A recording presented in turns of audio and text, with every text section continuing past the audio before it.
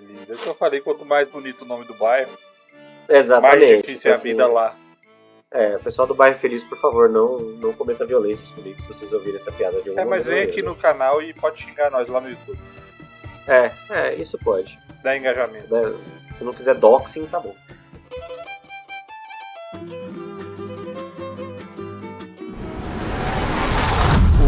Hoje vamos falar de monstros do Underdark. Nós falamos de monstros de vários tipos.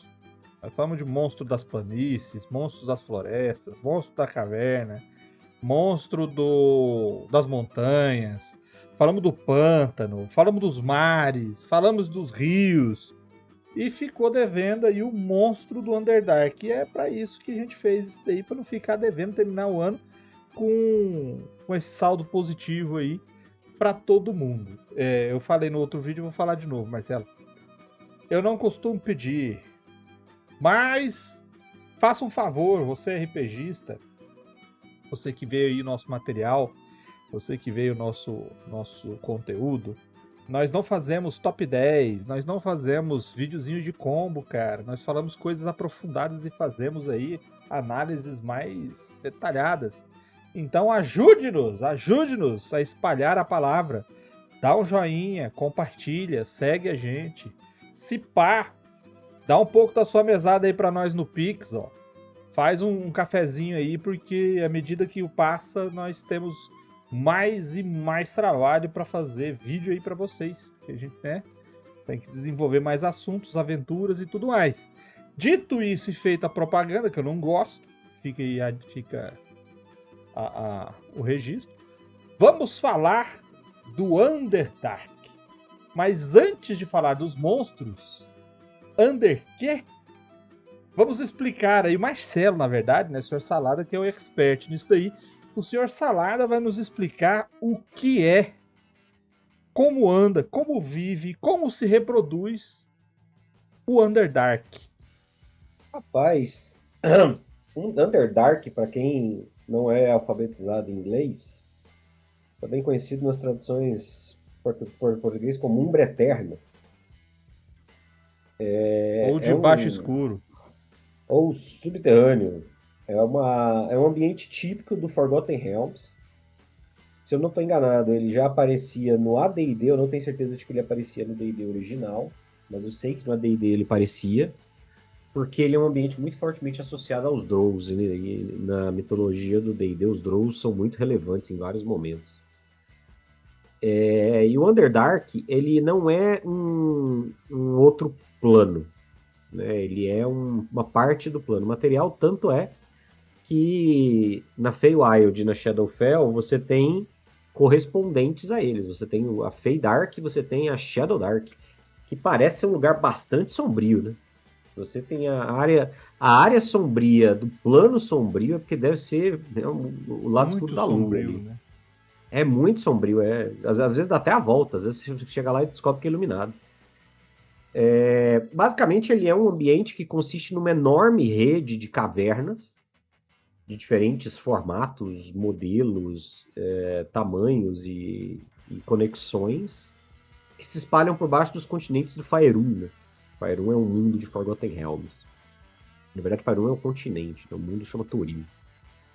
E ele é um ambiente extremamente diverso e bastante mutável. Esse é um ponto relevante. Então, por ser tão grande, ele normalmente é dividido em alguns terrenos, que são tratados como domínios, né? Como se fossem continentes da superfície. Eles nem sempre estão conectados diretamente. Essa é uma característica que eu falei sobre ele ser mutável, né? Então, essas áreas podem mudar muito ao longo do processo. É um ambiente bastante propício para a realização de aventuras. Melhor um ambiente propício que um ambiente propulso. Exatamente. Nossa Senhora. Para a realização de aventuras, aquele modelo Dungeon Crawl, que a gente chama, né, de exploração de masmorras. Porque mesmo que ele não seja um ambiente exatamente igual às masmorras artificialmente construídas, né, as estruturas naturais são igualmente suficientes para uma exploração perigosa, porque ele vai ter armadilhas, vai ter puzzles, vai ter criaturas residentes ali. que são extremamente adaptadas. Quem quiser voltar, a gente tem um corte que entrou recente aí sobre as criaturas mais fracas criando ou utilizando condições favoráveis em combate. E o Underdark é um dos ambientes em que isso acontece com bastante precisão, tá? Mesmo que não seja um plano alternativo, o Underdark é um local extremamente perigoso para exploração. Tá? A gente está falando de um lugar completamente escuro, sem fontes de luz naturais. Né? As fontes de luz que tem são mágicas ou fungos bioluminescentes. E mesmo esses fungos bioluminescentes, a gente vai falar depois sobre como eles são relacionados à magia de alguma maneira. Não tem fontes de comida e água seguras ou sustentáveis como na superfície. Né? Até a água que você vai tomar ali é extremamente gelada. Se você for tomar um banho num rio desses do Underdark, a chance de você ter uma hipotermia grande. O ar fica parado, né? Então ele pode, não só ele é desagradável, como ele pode se tornar eventualmente venenoso, de acordo com o que está sendo produzido ali. E mesmo o silêncio é perturbador, porque a gente não está acostumado à ideia do silêncio absoluto, né? O conceito de silêncio na superfície é um conceito... se você chegar no local de silêncio absoluto, você vai entender a diferença do que está acontecendo. E aí eles falam que mesmo o silêncio pode ser perturbador para as pessoas que não têm uma força de vontade ali. Eu falei sobre a mutabilidade. Ele é um ambiente mutável porque ele tem muita questão de desmoronamentos, de movimentações tectônicas que vão criar e destruir passagens entre os lugares. Então, até você se orientar, usar mapas, etc., às vezes não funciona tão bem, porque da feitura do mapa até aquele momento que você está ali, pode ser que alguma coisa tenha acontecido ali e desfeito aquilo. Então, na prática, é um grande labirinto subterrâneo em que basicamente tudo que está ali dentro quer te matar, te escravizar ou uma variante das duas coisas. Então, não é um lugar que você vai para passear, não. O Underdark é um local extremamente trevoso, que você vai com um objetivo específico e se tudo der certo, ficar ali o menor tempo necessário. E tem outras características também que são legais, que é o seguinte, tem uma gruta aqui, já é o Underdark? Não é o Underdark. O Underdark ele tem características bem fechadinhas, cara. A primeira delas é que ele é tão profundo, tão longe, tão separado da superfície, que existem coisas próprias de lá, entendeu? Coisas de lá que não sobrevivem fora, do mesmo jeito que as coisas de fora não conseguiriam sobreviver lá dentro. Então a gente vai falar disso também, mas existe toda uma organização da vida ali dentro, de toda a estrutura do ambiente, de toda a estrutura do clima, de toda a estrutura desses ecossistemas. Então é como se realmente fosse um outro mundo. Então se você for fundo o suficiente para chegar nessas estruturas subterrâneas, aí sim você consegue entrar no Underdark. É igual o Senhor dos Anéis, quando eles chegam lá nas Minas de Moria, né? Os anões cavaram fundo demais. O que significa?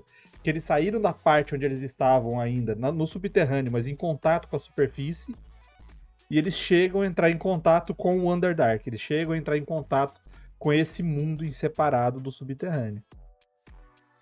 E isso é bacana de você imaginar, principalmente pelo fato de ser um ambiente totalmente, ser um mundo novo, e não estou falando nome de bairro, né? Geralmente tem sempre um bairro assim nas cidades, né? Mundo Novo, etc.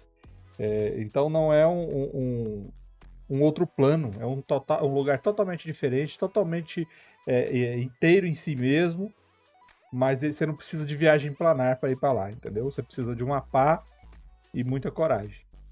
E só falando agora sobre essa questão da mudança constante, eu acho que ninguém vai falar disso, então eu vou só dar uma pincelada. O Marcelo falou de desmoronamento, placa tectônica e tal. Aqui na superfície nós temos também essas coisas que mudam a paisagem, tá? Só que quando tem um terremoto, o terremoto ele acontece lá embaixo, às vezes a quilômetros e quilômetros de profundidade, e aqui em cima dá uma tremidinha. A água ela vai para o lugar mais baixo e ela fica ali passando no rio e fazendo ali a lixiviação. O que é lixiviação? Vai no dicionário, vai no Google e pesquisa aí. Vai ver a lixiviação, ver a mudança dos leitos, ver o vento batendo nas pedras e moldando as montanhas. E isso demora um tempão, cara, pra acontecer. Agora, lá embaixo, no Underdark, você tá tão profundo no subterrâneo que a água que tem ali, tem a água que tá ali na superfície do piso que você tá pisando, tem a água que tá passando por dentro das paredes, tem a água que tá passando em cima do teto. Então, quando você tem um desmoronamento, uma fissura, uma rachadura e começa a minar água, não é igual aqui que a água escoa pro lugar baixo e aí ela vai ali, arrasta um pouco de coisa que tá ali e dá aquela mudança. Não, meu amigo. A água vem às vezes e leva a parede, leva a caverna, transforma uma passagem num lago subterrâneo. E isso, então as mudanças elas são drásticas e muito rápidas. Qualquer coisinha você tem aí uma alteração fatal, vamos falar assim, né? E tem um outro aspecto interessante do Underdark para quem quiser utilizar ele na aventura, né? Quiser trabalhar com o Underdark, é o seguinte: o Underdark não é um local, não é único, né? Ele tem camadas, vamos dizer assim. Então, existe o Upper Dark, o Upper Dark, o Middle Dark, Lower Dark. O Upper Dark é mais próxima da superfície. Então, ali, quando a gente fala assim, não, os anões foram escavando muito e chegaram no Underdark. Eles provavelmente chegaram ali no Upper Dark, no Middle Dark, ali no meio ali do rolê, no máximo. Né? Essa região da superfície, o Upper Dark é a mais próxima da superfície, é tipo 5 quilômetros abaixo da Terra. E aí você tem o Middle Dark, que é onde vive a maioria das civilizações, das espécies, vão viver mais na região do Middle Dark, né? Que a gente vai falar de alguns monstros, vai falar de algumas criaturas e civilizações que vivem nessa região. O Lower Dark, que aí é fundo, é tipo a área mais funda do subterrâneo. Ali é onde ninguém vai. Nem a galera do Middle Dark desce ali. Nem os bichos que moram lá estão lá. Nem os bichos, exatamente. Então, tipo, é igual sabe no mar, que é tipo, tem a superfície, tem uma areazinha, aí depois você vai ali, Fossa das Marianas. Ninguém entra na Fossa das Marianas de boas, porque é um rolê meio trevoso, né? No caso do mar, ninguém entra por causa da pressão, mas enfim. Então, se você quiser pensar assim, cara, onde é que eu posso esconder um Cthulhu do meu cenário aqui? Onde é que eu posso ter uma criatura que foi aprisionada? O Lower Dark é o lugar. Ali vai ter as coisas que até a galera trevosa da área trevosa olha e fala, pô, ali é meio baixo astral. Ali é tipo o bairro feliz de Goiânia, entendeu? Tipo, a galera da Vila Nova olha e fala, porra, não vou não. Essa referência é só pra quem é de Goiânia. O bairro feliz. É o que eu falei, quanto mais bonito o nome do bairro, Exatamente. mais difícil é a assim, vida lá. Pessoal do bairro feliz, por favor, não cometa violências comigo se vocês ouvirem essa piada de alguma Mas maneira. vem aqui no canal e pode xingar nós lá no YouTube. Isso pode. Dá engajamento. Se não fizer doxing, tá bom. Mas é isso. Então, assim, se você quiser, tipo, dá pra fazer essa separação, tá? Tipo, não, a galera escavou. Tipo, os Duergar escavaram demais. Aí você tá falando de um negócio meio... Aí é baixo astral. Você tá falando do pré-sal. Exatamente. Quando você chega no pré-sal é que a coisa meio que desandou. Entendeu? Bom, então, falando assim, em buraco fundo, né? Que isso, cara? É o que nós estamos falando, de buraco fundo. Então, falando de buraco fundo, essa é mais ou menos um review por cima aí do que... Por cima é bom, né? É um review por cima do que é o Underdark para você usar. Eu falei também eu esqueci o nome da campanha que eu coloquei aqui, do Dica de Plot. Mas é a Lenda da Fonte, eu acho. A Lenda da Fonte. Vai estar aqui. Aí, lá, eu tô explorando o Underdark. É uma mina que, depois que a mina termina, o buraco é mais embaixo. A galera continua porque tem uma fonte ancestral lá na PQP, lá embaixo, perto do centro da Terra. E a galera tava indo lá. E é lá que o pau quebrava. E aí, igual o Marcelo falou, quando eles chegam ali no Middle Dark, né, que é aquela região bem profunda, mas que ainda tem ecossistemas mais ricos, vamos falar assim, eu coloquei os Duergars lá. E os Duergars estavam tentando achar uma coisa que estava no Lower Dark, já tinha séculos e eles não davam conta de achar. Porque eles tinham dificuldade de chegar até os certos locais lá. Por causa né, de circunstâncias. Vai ver o plot lá que você vai saber. Então, assim, é exatamente essa... Olha lá, fonte Arial 12, MHG falando. Exatamente. Então, vai lá ver o plot pra você ver e já tem lá um bônus pra você que gosta de Underdark. E a gente pode seguir, né, Marcelo? Então vamos lá, porque nós vamos falar assim, já foi lá? Você já viu? Como é que você sabe que é o Underdark se você nunca viu? Hã?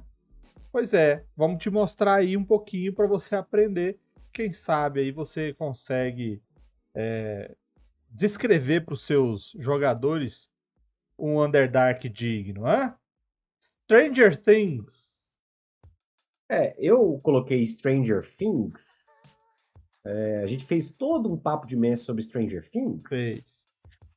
E a gente falou, eu acho que lá a gente falou muito sobre como o ambiente, a base do Stranger Things, do mundo invertido de Stranger Things, é a Shadowfell. É outro plano. Que, aliás, a gente nunca fez também, né? Tá aí Não, mas tá a gente falou na promessa. Tá na promessa. A gente falou de criaturas extraplanares, falou de planos, lugares extremos e tal. Shadowfell é um que a gente pode abordar em algum momento mais à frente aí. O mundo invertido é mais ou menos a lógica da Shadowfell, tá? Em termos de ambiente. Porque é uma versão espelhada, deteriorada do mundo real, com um clima completamente sombrio e tudo mais. O que do Stranger Things me vai mais pra linha do Underdark? A premissa, menos ambiente, mais as criaturas. Eu vou entrar em detalhes mais à frente sobre isso. Mas, visualmente falando, o Underdark é mais... O mundo invertido ele é mais pra linha do Underdark. Aquela coisa de visuais fúngicos, aquela coisa de vinhas, o visual das criaturas, ele é uma coisa mais associada ao ambiente do Underdark do que ao Shadowfell, tá? Não quero...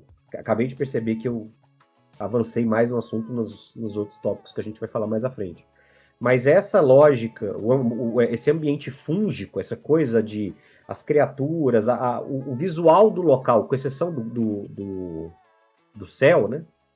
Do ambiente, do clima, ele é muito mais próximo do Underdark. Então, assim, se você estiver pensando em como descrever o Underdark, faz sentido que você tenha cavernas e galerias que tenham vinhas, essas vinhas fúngicas, que tenham essas vinhas que ajam, que ajam de maneiras autônomas,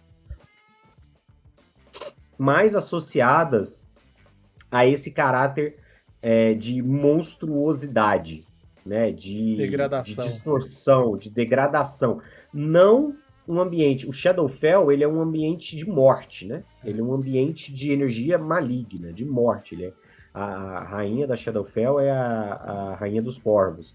Então ele é um ambiente muito de mortos-vivos, né? Aqui não. Aqui a gente está falando mais de criaturas adaptadas a um ambiente diferente, né? Não tem uma conotação energética associada a um plano ou a uma religião ou algo nessa linha. Então, o visual das criaturas e o ambiente geral do Stranger Things, do mundo invertido em Stranger Things, ele é um bom caminho para você pensar em como vão ser, às vezes, os prédios, ou como vão ser algumas dos locais que as pessoas vão encontrar no ambiente do Underdark. Eu também acho isso daí. Acho que a gente já chegou até a falar não só nesse último episódio que a gente falou dos bagulhos estranhos, mas tá muito ligado a essa questão de degradação, né? O Shadowfell tá muito ligado na antivida. Tá muito ligado na aversão àquilo que vive. E o Underdark não, cara. Você vai ser falado aí sobre ambiente, mas aqui, visualmente, você vai ver que parece que as coisas precisam de um substrato para viver. No Shadowfell, não. As criaturas, existe lá as coisas, né? E as criaturas, e elas não precisam desse substrato como um fungo, por exemplo, precisaria. Então, quando você vê no Stranger Things essas coisas ficam grudadas, essas gosmas que ficam crescendo, esses tentáculos que se alastram, é porque eles precisam entrar em contato com as coisas. É onde a gente falou de pântanos isso também, né? É onde as coisas apodrecem. E quando a coisa apodrece, é de lá que sai a vida. Porque é de lá que tem um monte, uma sopa de nutrientes. E no meio de uma caverna, lá 4 km abaixo do chão, você não tem sol. Então as criaturas não têm planta para fazer fotossíntese. O que tem lá é coisas sendo degradadas, água sendo absorvida e a alimentação e a energia se renova desse jeito. Mas eu concordo. Um ótimo visual pra Underdark é Stranger Things, o mundo invertido. E é nessa pegada aí também que eu botei o próximo exemplo. Que é o seguinte. Pandoro. Pandoro é um filme de ficção científica que me surpreendeu. É um filme alemão. É produzido assim, em inglês. Tem até o... Não é o Kevin Costner, não. Como é que é o nome dele? É o... Dennis Quaid. Dennis Quaid. É o Dennis Quaid e tal. Que trabalha... Eu não gosto do Dennis Quaid, mas nesse filme ele tá legal. É uma nave que tá viajando para algum lugar, você não sabe o que que é. E o Dennis Quaid acaba acordando do seu hipersono em uma nave abandonada, porque ele não sabe onde tá ninguém, ele não tem informação nenhuma, e ele começa a resolver esses problemas tentando abrir passagens e tal. Só que quando ele consegue acessar outros ambientes da nave, aquilo ali virou outro lugar. Existem criaturas que vivem lá, existe toda uma modificação do ambiente, como se coisas fossem destruídas para construir outras. E essas criaturas passam a persegui-lo até que ele vai achando outros sobreviventes e a história evolui a partir daí. Eu não vou dar spoiler, não vou contar mais sobre isso. Indico para quem gosta de ficção científica, tá? Quem gosta aí de uma tensão, esse filme é bem intenso. Tem um plot twist legalzão. E é muito interessante o jeito que eles colocam isso. Ah, mas é uma nave espacial. Você está falando do Underdark. O que isso tem a ver? O que tem a ver, meu amigo, é que você não tem um filme, tirando o Abismo do Medo e mais uns 3 filmes aí, você não vai conseguir ter um filme que coloca o Underdark pra você ver, parceiro. Nós estamos tentando te dar uma experiência visual pra você seguir com a sua história. É incrível como a gente tenta ensinar as pessoas aqui e elas só reclamam, Marcelo. É incrível, Isso. cara. Mas enfim, esse filme vai te dar uma boa orientação nisso. Por quê? Porque é um lugar fechado, é um lugar infinito, é um lugar labiríntico, é um lugar abafado, é um lugar cheio de perigos, onde você não tem água, você não tem comida, você não tem informação, você não tem pra onde correr. E isso tudo mostra um ambiente que você vai tirar da nave espacial e vai colocar debaixo da terra pra galera jogar. Então é um filme que vai te dar muita base pra você usar esse tipo de ambientação. E eu acho que você vai ter um bom sucesso se você for por essa vertente aí. Eu lembro de assistir esse filme. Acho que a gente já falou dele aqui Já. antes. Eu lembro de assistir esse filme, inclusive, com o Baal no cinema. E eu lembro de ter achado ele só ok na época. Depois eu repensei ele e achei ele melhor do que eu tinha achado no primeiro momento, né? Mas a ambientação é de fato muito boa para você pensar na premissa do Underdark, sim. A construção visual eu acho bastante interessante. Tem um exercício especulativo, né? Que ele faz ali sobre os efeitos de você estar numa nave espacial em deslocamento e tal, durante muito tempo. E isso é uma coisa que pode te ajudar a pensar a lógica e a premissa e a lógica evolutiva dentro do Underdark. Eu acho que é mais ou menos a mesma linha. Não, e outra, cara, a galera vai pirando, né? Por eles ficarem trancados e sem luz e sem lugar pra ir, tem uns que vão pirando. É o tal da febre da cabana, né?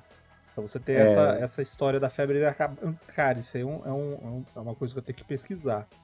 Mas vou voltar a falar sobre febre da cabana em um outro papo de mestre, viu? Tem um filme curto que tem uma única cena interessante relacionada à febre da cabana, é Armagedon. que o personagem do Steve Buscemi tem um surto de febre da cabana. Não tô lembrando. Quando eles O estão. Armagedon.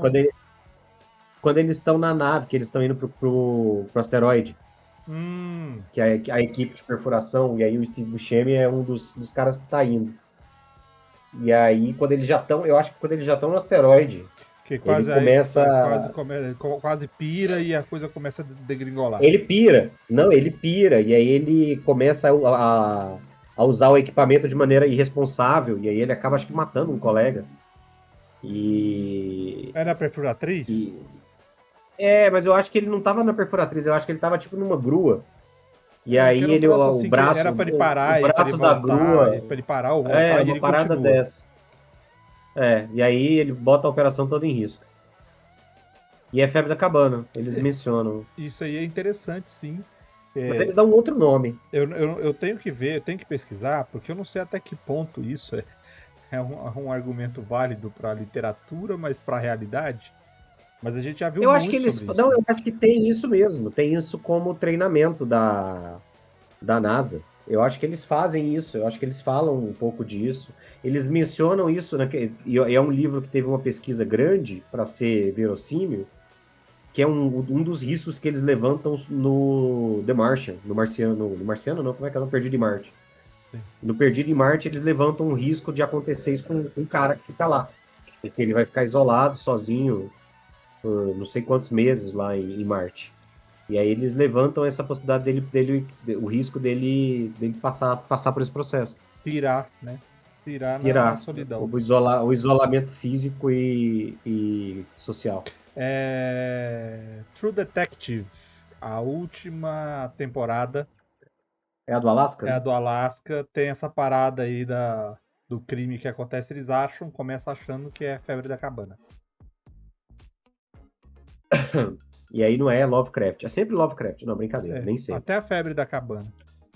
Até a febre da cabana é meio Lovecraftiano, na verdade.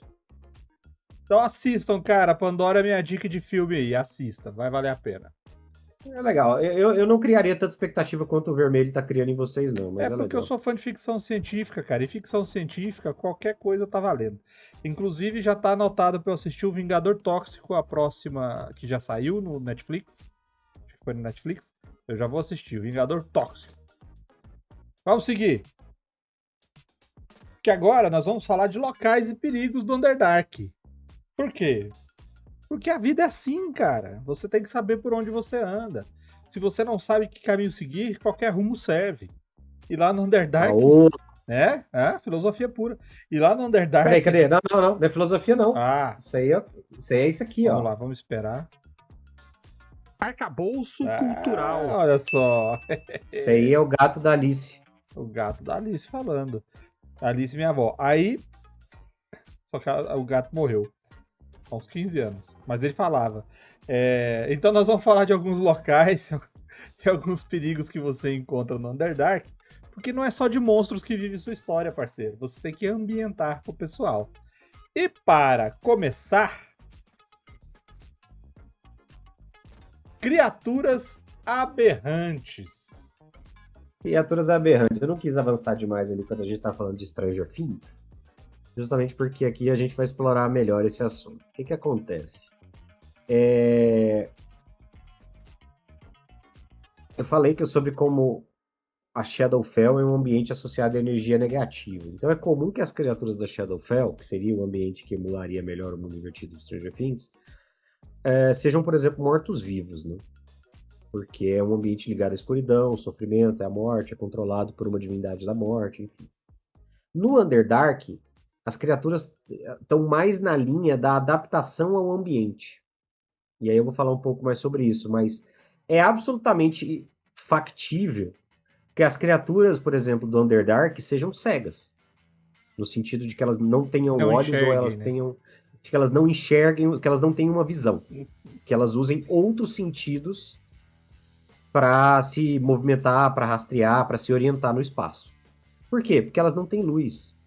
Então, se você não tem luz, o ambiente...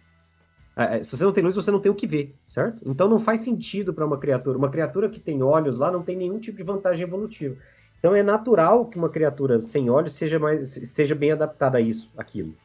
Não é que não possa ter, é que não precisa. Então, você vê, por exemplo, essa criatura da imagem aí, ó, que é um troço bizonho, uma mistura de Vorme Púrpura com aquele... Como é que chama? Glick, né? Não, É. Glick é o... É Glick, Clique é o que Glick, tem os Rastafari de gancho. Junto do Ah, não, bico. então... Então, assim, Mas é isso mesmo essa que abre criatura... esses negocinhos, tipo predador, assim. Exatamente. Então, essa é uma criatura absolutamente razoável de você encontrar no Underdark. Porque ela não precisa ter olhos, né? Ela se movimenta por escavação. Então ela se movimenta, ela está absolutamente adequada a um ambiente de galerias e rocha.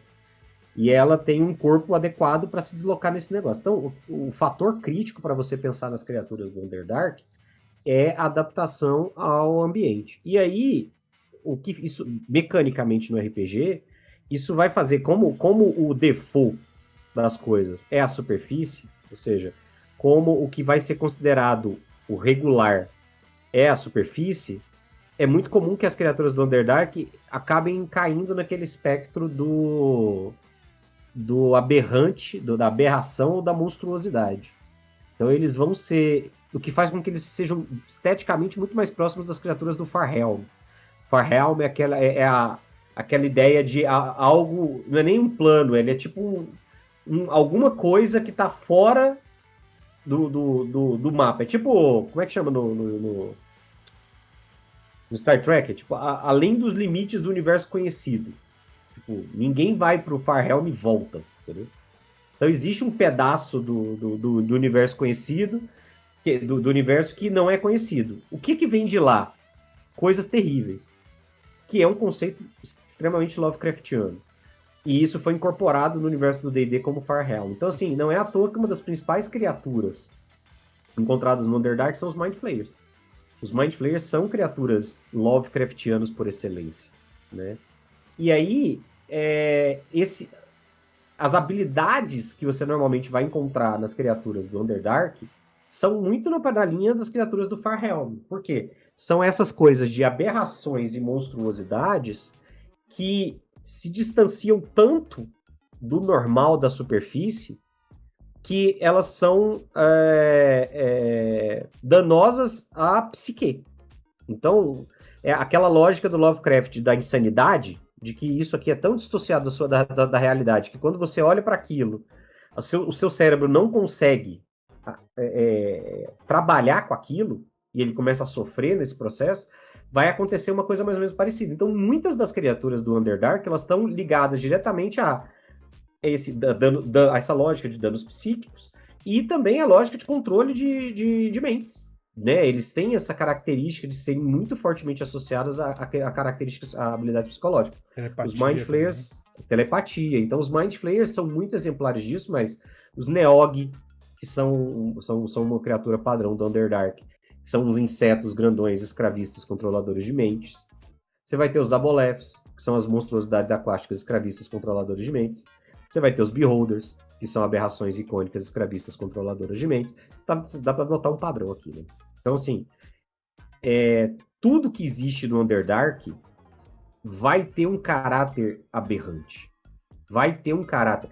Mesmo aquilo que é, de alguma maneira, associável à superfície, vai ter um visual adaptado e alterado para ser uma versão um pouquinho mais bizarra daquilo. Né? Os Drogos, os Duergars, os Snivfeblin, são os gnomos, eu acho. Snivfeblin, que são os gnomos das sombras. Todos eles vão ser visualmente versões aberrantes, versões alteradas, versões, entre aspas, distorcidas das espécies da superfície. Então, se você for observar a lista de criaturas que são consideradas para o Underdark, você vai ver esse padrão. São criaturas, A, extremamente adaptadas ao ambiente, né? E B, são criaturas que vão ter um visual extremamente distinto da superfície, muitas vezes derivado dessa adaptação ao ambiente subterrâneo.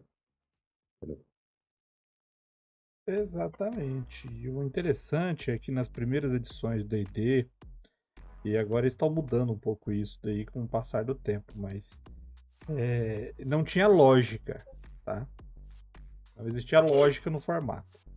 O cara fala assim, cara, vamos fazer um brainstorm aqui pra botar uma criatura. Eles saíam enfiando característica lá pra ficar visualmente chocante. Hoje, eles já fazem coisas diferentes. Eles já misturam esses elementos estranhos, mas com uma espécie de justificativa, igual esse minhocão aí, ó. Ele consegue deslizar, ele tem cerdas laterais, provavelmente é para sentir o ambiente do que tem em volta dele. Ele tem uma boca em formato de. Eu esqueci até o nome desse formato, tá? Mas essa boca circular é para se prender em alguma coisa e agir como parasita, saca? Aí tem uns bichos no mar que tem essa parada, que gruda nos peixes e vai comendo ele. Essas abas abertas aí com gancho é para ajudar, e essa língua aí é para ir cortando. Então, assim, hoje eles estão fazendo, dando um porquê das coisas. E antes não tinha. Então, quando você for lá no livro e começa a pesquisar as criaturas e você vai vendo aqueles formatos, eles não vão te explicar o que é esse formato. Mas aí com um pouquinho de arcabouço biológico e um pouquinho de imaginação, você vai começar a ver o porquê que tem essas coisas nessas criaturas. Por que ela é formada? Por que ela parece uma lubrigona? Por que aparece uma minhoca? Porque nós estamos falando de cavernas, cara. Ela consegue se deslocar muito mais facilmente nas cavernas, com curvas para todo lado, se ela for desse formato. Porque se ela for andar em pé, ou se ela for um quadrúpede, imagina um cavalo andando dentro de uma caverna. É dificuldade, cara. Agora, quando você tem um ser meio anelídeo, aí eu não sei o que é anelídeo, aí no Google. Então quando você tem um bicho meio parecendo uma mangueira, ele vai ter uma facilidade muito grande para se deslocar, incluindo espaços menores. Porque se ele fosse uma criatura enorme, quase colossal, igual essa daí, e fosse quadrúpede ou bípede, ela seria muito maior. E como ela é só minhocona, ela consegue passar por espaços muito mais estreitos. Túneis que uma pessoa passaria, por exemplo. Ela passaria tranquilamente. Só para quem não souber, o nome dessa criatura é Neotelide. Eu ia pegar ela. Neotelide. É uma criatura de nível de desafio 13 no D&D quinta edição. Forte que só a peste. Brutinha. Eu não peguei exatamente porque o nível era maior. Eu preferi falar das nível mais baixo. Ela é brutinha porque ela é um bichão bizarro, mas ela ainda tem magia de negócio de mente, tem esses tentáculos, cospe ácido, tem resistência à magia. Cozinha, leva os cachorros pra passear.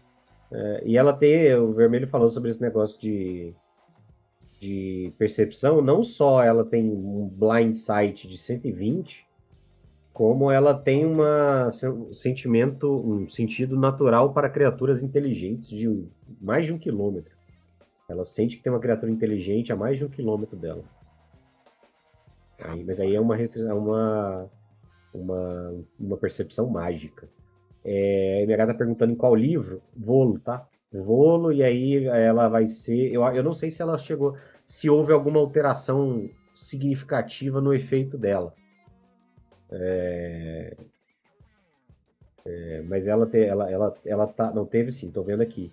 Ela foi um pouquinho nerfada no Mordenkainen, que foi uma atualização que saiu para várias atualizações. No Mordenkainen apresenta monstros do multiverso. Ela foi um pouquinho nerfada. Ela perdeu uma quantidade considerável de HP. Caiu, sei lá, mais de quase 100 pontos o HP dela. Rapaz, é muito, hein? Guerreiro era forte. Não. Eu lembro de vê-la na época que ela era 300 e cacetada ponto de vida. Mas ela não tem resistência nenhuma, além de... Ela tem resistência à magia. É realmente mais fácil você bater nela com arma. Só que aí você tem que segurar o rojão. E você tem que segurar o rojão pra não ser engolido, porque se você for engolido, aí é 10d6 de dano por turno. Provavelmente ela vai te bater uma vez, depois ela vai te agarrar e depois ela vai tentar te engolir. Ela vai usar esse tentáculo aí pra bater, vai te dar dano com o tentáculo, e aí se ela te prender, ela te puxa pra dentro pra engolir. E aí, se nada mais estiver dando certo, ela tem um cuspe de ácido com um reshard com 33% de chance de recarga. meu amigo. E você achando que a sua azia era o problema. Vamos seguir. Vamos seguir que a próxima criatura... Ou próxima criatura. Os próximos perigos. Ruínas e locais escondidos. Cara, tem muitos motivos para você colocar lugares muito desenvolvidos no Underdark, tá? A gente pensa assim, pô, mas quem que vai construir uma cidade a 2 km de profundidade? Os Duergar. Os Duergar fazem isso. Os Drows fazem isso. E mais um monte de formigas fazem isso. Que as formigas inteligentes fazem isso. Mas por que que tem essas ruínas lá? Cara, isso você pode não só associar a criaturas construtoras, vamos falar assim, que vivem lá, como também você pode fazer todo um lance entre ruínas antigas, coisas soterradas, e lendas e mais lendas de locais que foram simplesmente engolidos pela terra. O que importa é você fazer com que essa parte subterrânea possa receber resquícios não só de seres que vivem lá, como seres da superfície que por algum motivo usaram esse local para fazer uma espécie de refúgio ou fortaleza. Então Marcelo falou assim, eu quero esconder a gema do negócio que puxa o satanás do mundo dos demônios e eu quero aprisionar lá. Cara, se eu colocar isso em qualquer lugar aqui em cima, o carinha vai usar localização e vai achar.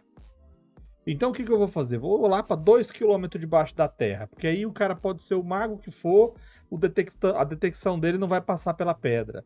Eu vou colocar num lugar que seja um labirinto de cavernas, que o cara vai ter que passar um mês andando para achar um lugar, porque ele não tem mapa, e vou esconder lá. E aí quando você deixa essa parada lá, um ecossistema, um mundo novo se monta em volta do negócio que você construiu. Então você vai ter templos antigos, esconderijos, cidades de criaturas que vivem no Underdark, cidades antigas que podem ter sido tragadas, afundadas, engolidas, construídas dentro da montanha e por algum motivo foi afundado mais ainda. Eu uso muito isso. Cidades anãs você encontra, que elas foram destruídas por algum motivo, abandonadas, largadas, e aí você tem com que as criaturas vão para o local desocupado. Geralmente é um lugar que tem água, é um lugar que tem ar arejando, né, porque era uma cidade anã, então ali vai ter chance de vida muito maior para as criaturas, então elas vão para lá. E não só isso, como é uma ótima desculpa para você montar suas aventuras debaixo da terra, parceiro. Porque ninguém vai para uma caverna à toa. Ninguém vai pra caverna à toa. Não, pera aí que eu vou explorar essa caverna. Não, você vai explorar essa caverna por quê? Ah, não, porque tem uma lenda que tem um negócio aí dentro. Se tem uma lenda de um negócio aí dentro, quer dizer que alguém entrou. Alguém entrou por quê? Não, porque parece que tinha uma mina, parece que tinha uma cidade, parece que tinha um... Ah, então existia alguma coisa lá e essa informação sai. Você não vai pra caverna pro meio do nada, a não ser que você seja um paleontólogo, a não ser que você seja um biólogo, um geólogo. Aí você vai lá estudar o fundo da Terra, porque sim. Agora, se você não tem motivos para ir, dificilmente você vai. E para aventura, então, os aventureiros não vão procurar caverna aleatoriamente para entrar. Mas não vão mesmo. Vendo aqui a mensagem do MHG, ó. Já pensou os primeiros Duergas de anões que exageraram do Dig Dig Hole? A gente vai falar sobre Duergar daqui a pouquinho. É um pouquinho parecido. Pô, não, cavamos 200 km para baixo. Isso. Fazer um lanche de subir aí. Isso aí é o tema do jogo de Moria. Como é que é? Não sei o que lá, Moria. A gente chegou a jogar aqui no canal, eu acho. Você e o Jesus foi. O Return to Moria. É meio isso, você vai escavando de novo Moria para saber o que tá acontecendo ali.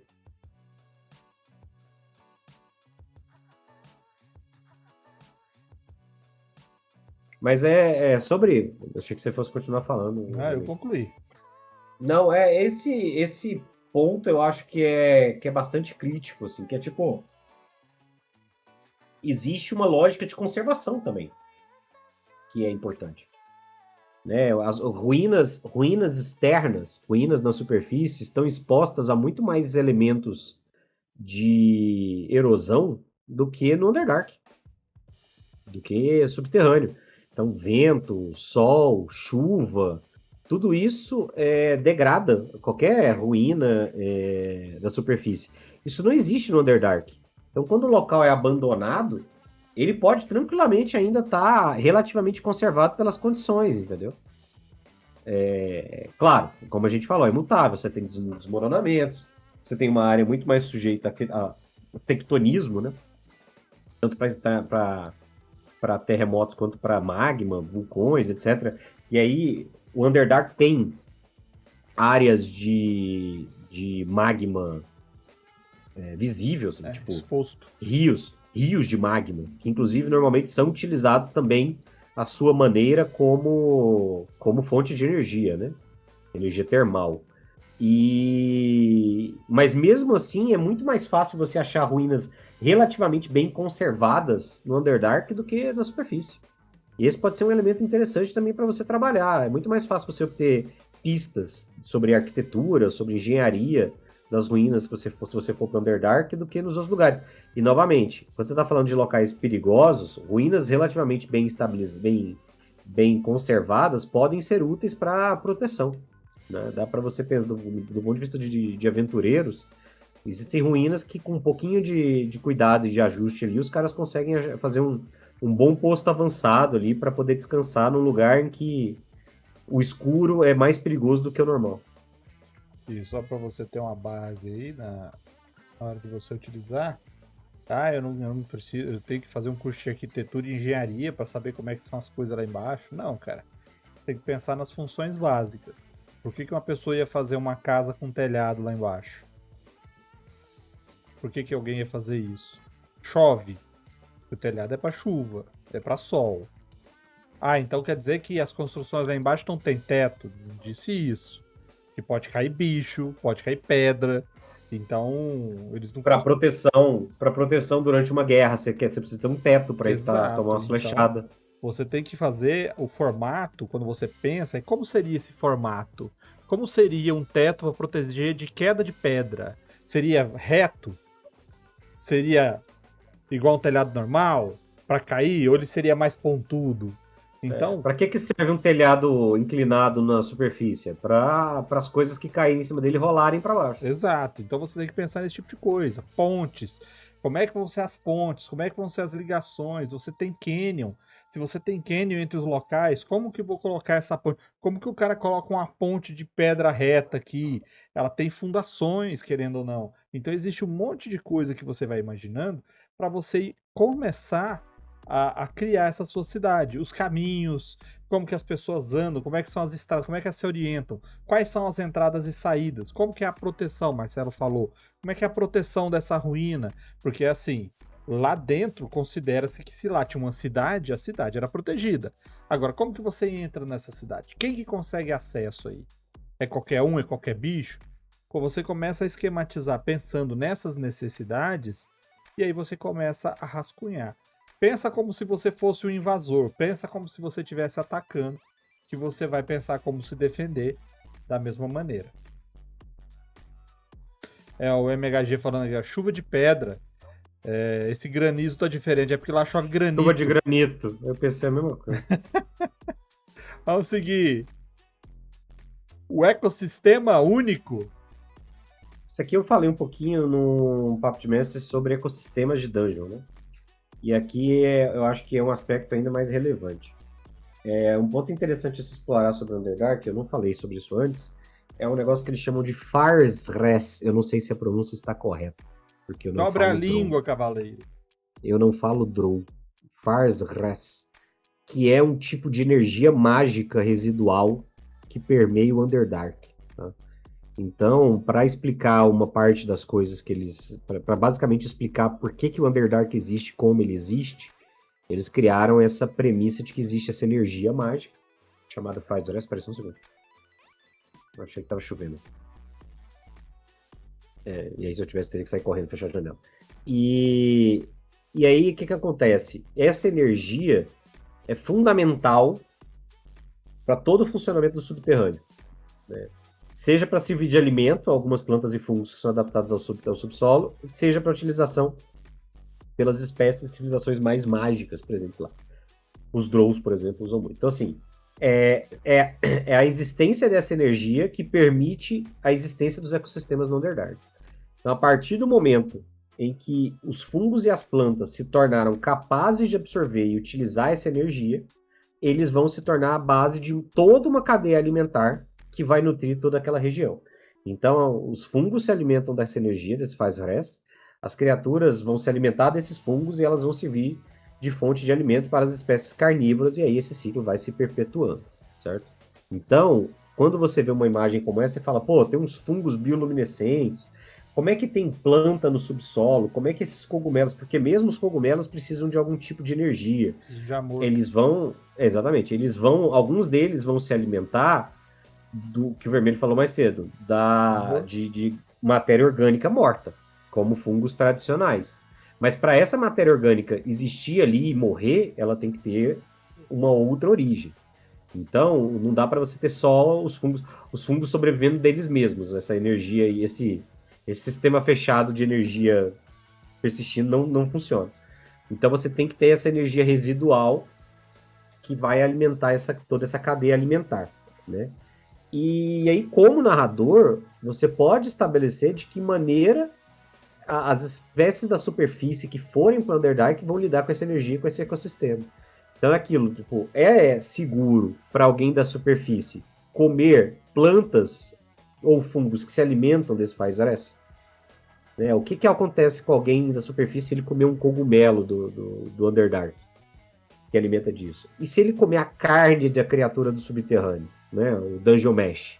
Se por acaso você matar lá o Netalid lá que a gente falou mais cedo. Se você matar um Ethercap, se você matar um... Você pode comer carne de Mind Flayer? Ah, mas Mind Flayer é uma criatura consciente, eu não quero discutir esse assunto. Tudo bem. Pega uma outra criatura aí, pega aquele Netalid mesmo lá. Tem uma criatura que não é senciente. E dá pra fazer uns E aí? Exatamente. Você pode comer ele, é saudável, é seguro ou não é? Né? Qual que é o impacto da existência dessa energia residual nos efeitos mágicos? O lore oficial vai falar que a existência da faz-res atrapalha, por exemplo, magias de teletransporte e de adivinhação. E no Underdark elas não funcionam tão bem quanto elas funcionariam na superfície. E aí as espécies do subsolo que estudam isso, que trabalham isso, os Drows e os Duergar em especial, mas os Nephilim também, eles sabem disso, eles têm essa vantagem. A magia deles já leva esse encontro. Então, se os seus aventureiros nunca estiveram no Underdark antes, estão se aventurando no Underdark, existe uma possibilidade de eles serem pegos de surpresa com isso. Com as magias de teleporte, ou de movimentação, ou de adivinhação, todas dando pau, todas dando problema. E aí você pode estabelecer, sabendo disso, quais são os efeitos que você quer que essa energia cause. De distorção de efeitos, de aumento de dificuldade, ou de impossibilidade de conjuração, ou de dificuldade de mirar, etc. Você pode estabelecer tudo isso da maneira que funciona melhor para você na aventura. Quando eu falei, eu tava narrando pra eles esse primeiro arco da história, que afinal terminou aí na semana retrasada. E no Underdark eles não tinham o que comer não, parceiro. Lá tava feio.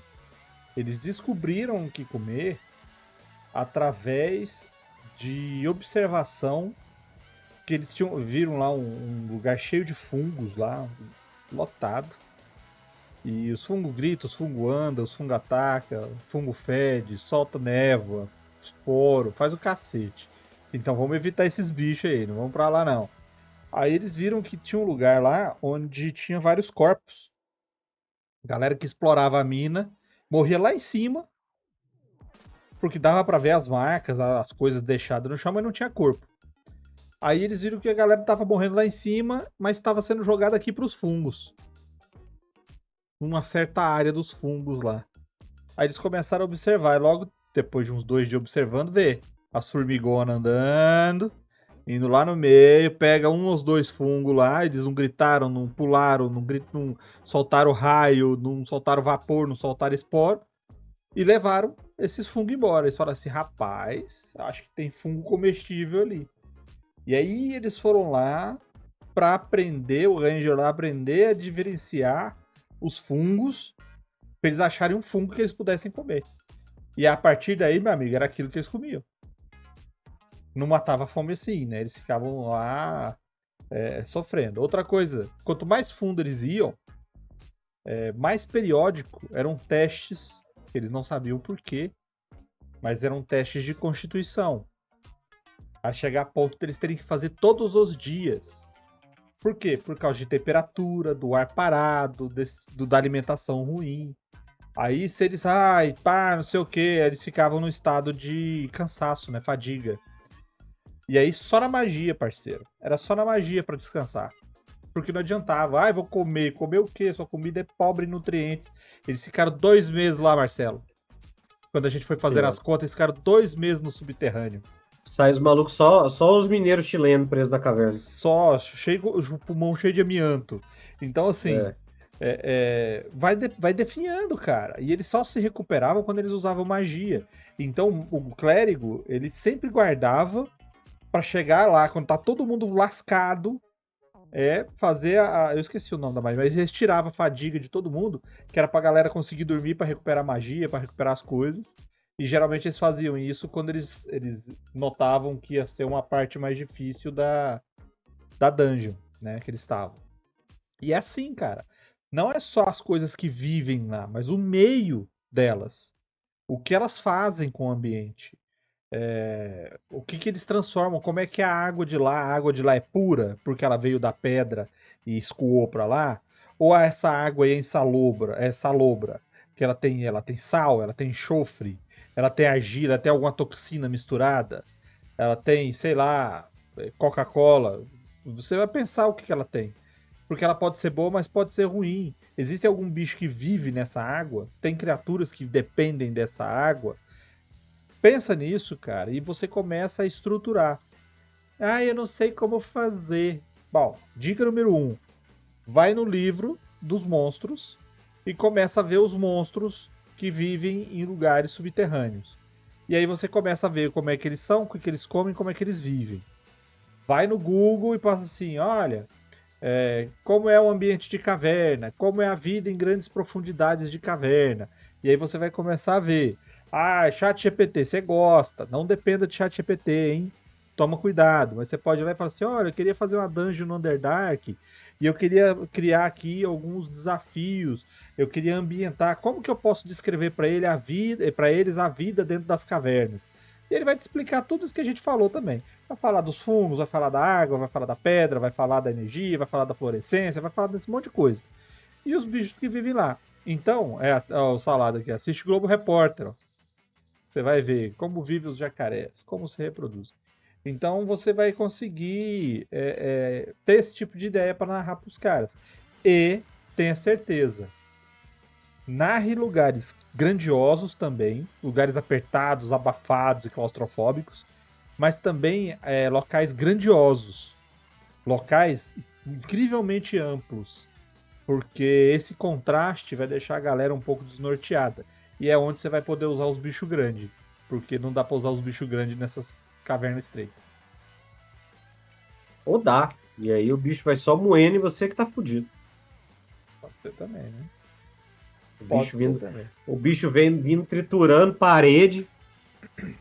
Aquela famosa situação do a gente tá andando numa galeria e é uma galeria tão redondinha, tão certinho, como será que isso aqui foi feito? Aí você vai olhar e falar, sim, foi um verme púrpura que andou aqui. Ótimo, então vocês estão andando na área que o verme púrpura anda. Indo em direção a ele. Ele tá voltando. Exatamente. Agora ele sentiu você está vindo. Vamos seguir? Bora seguir então. Agora sim. Estamos andando rápido, hein, Marcelo? Tamo. Hoje tá no... Eu tô doente, eu tô falando pouco hoje, aí quando eu falo pouco o negócio anda. Vamos lá, vamos falar dos monstros do Underdark. Por quê? Porque sim, cara, nós viemos pra isso. Então chegou a hora da gente descrever essas criaturas. E a primeira criatura... Aranhas e mais aranhas. Cara, eu nem vou especificar. Não estou aqui para isso. Eu não quero ficar esmiuçando em cada indivíduo. Mas se tem um bicho que ninguém gosta de enfrentar é a aranha. Cara, as aranhas estão na literatura. Oh, MacLeod. C__ Ó. Macleo 98 renovou o sub. Já são 14 meses. 14 meses, olha só. Se tem a literatura, filme, série, conto infantil, mitologia. Cara, a aranha é um bicho que, para nós, seres humanos, a representatividade dele é ligada ao perigo. A aranha é um bicho perigoso. A aranha é um bicho perigoso. Porque ela vive dentro da sua casa e você não vê. Ela se esconde. Ela é um excelente predador. Ela é venenosa. Ela é sorrateira. E quando você não é 400 vezes maior que ela que é 10 vezes maior que você tá no pau da goiabeira. Porque ela não vai ter dó de você. Ela não tem moral. Lembra dos filmes do Alien? Que o Alien é o predador perfeito, que ele não tem remorso? Não, meu amigo. Isso é a aranha. A aranha não tem remorso. Elas são animais extremamente vorazes e perigosos. Então você pode trabalhar com vários tipos de aranha. Desde as aranhas pequenas, que sejam em ninhada, igual falou aqui, né? Ou enxame, né? Que a gente trata de enxame. Aquelas aranhas medianas, que são, na verdade, medianas assim. Elas são enormes, se você comparar com a aranha normal. Mas no RPG, elas são medianas. Elas são do tamanho de um gato. Elas já dão trabalho. E aí você vai escalonando, porque tem para todo gosto. Tem aranha normal, que é tipo um bicho. Tem aranha que tem poderes mentais. Tem aranha que tem poder de aquela aranha interplanar, que ela teleporta. Tem aranha que tem a capacidade de soltar uma teia ácida. Tem aranha que é capaz de imitar a voz humana. Tem aranha que tem uma cara de pessoa e ela gosta de atacar hipnotizando. Tem os seres baseados em aranha, né? Os Drows tem aquele Drider, né? Tem o Drider. E como a gente já falou há um tempo atrás, e você pode pesquisar aí no nosso canal, sucesso de acessos é o Cavalo-Aranha, tá? Você vai achar aqui que vai estar aqui, ó. Cavalo-aranha, cavalo-aranha. Você vai ver aí uma viagem bem louca aí. Então, assim, a aranha, cara, ela vai te dar ferramentas para você deixar o seu grupo desconfortável e com um alerta ligado o tempo inteiro. Porque elas se escondem em qualquer buraco, elas se escondem em qualquer lugar, e elas podem estar da entrada da caverna lá em cima até o lugar mais profundo que você imaginar. Desde que tenha bicho para ela comer, ela vai estar. E normalmente não é uma. Você tem sempre mais de uma. Ela pode não participar do combate, mas é sempre mais de uma aranha. E aranha com filhotes, você ainda complementa o seu combo de ataque aí. Que você tem a mãe atacando ferozmente com dano alto e veneno poderoso, e as menores atacando como enxame, porque elas estão com fome e precisam se alimentar para crescer. Então, o primeiro passo para você deixar a galera aí preocupada e desconfortável, aranhas. É a dica de ouro. Se você for usar aranhas, por favor, não me chame pra jogar. Eu morro de medo de aranha, morro de... Eu acho que não chega a fobia, porque quem tem fobia, por exemplo, não consegue ver aranha nem sei lá, na TV, né? Fica agoniado de ver e tal. Eu consigo ver na TV, mas eu tenho medo desproporcional de aranha. Jogo, quando tem aranha, às vezes eu falo pra galera. Eu jogava, acho que era no Conan Exiles com o Luiz. E aí, eventualmente, chega um momento do jogo que você tem que ir numa caverna. Você começa a ir nas cavernas que o bicho que tem lá dentro é aranha. E aí tem umas aranhazinhas menor, pouco menor que seu boneco, umas aranhas do tamanho do seu boneco, e tem um boss que é uma aranha grandona lá. Eu falo, velho, não vou não. Vai vocês aí nessa caverna, eu faço outras coisas aí. Eu não vou entrar nessa, não. Mas é um bicho extremamente típico de Underdark. E faz todo sentido, é um bicho que se beneficia, é aquilo que eu falei sobre adaptação. Ele se beneficia de tudo que envolve o Underdark. É um bicho que tem capacidade de furtiva, é um bicho que consegue se espremer um pouquinho ali entre os espaços. Tristemente, recomendo usar se você for narrador, a menos que eu esteja na mesa. Nesse caso, não. o MHD. Escorpião eu não sei se tem mais, hein? Acho que escorpião é um bicho diferente de aranha. A aranha praticamente não sai na luz, o escorpião ainda sai, né? E o escorpião, ele não é. Ele não consegue viver na ninhada, né? A não ser que ele seja a mãe dos filhotes. Ele não vive muito assim junto da galera, não.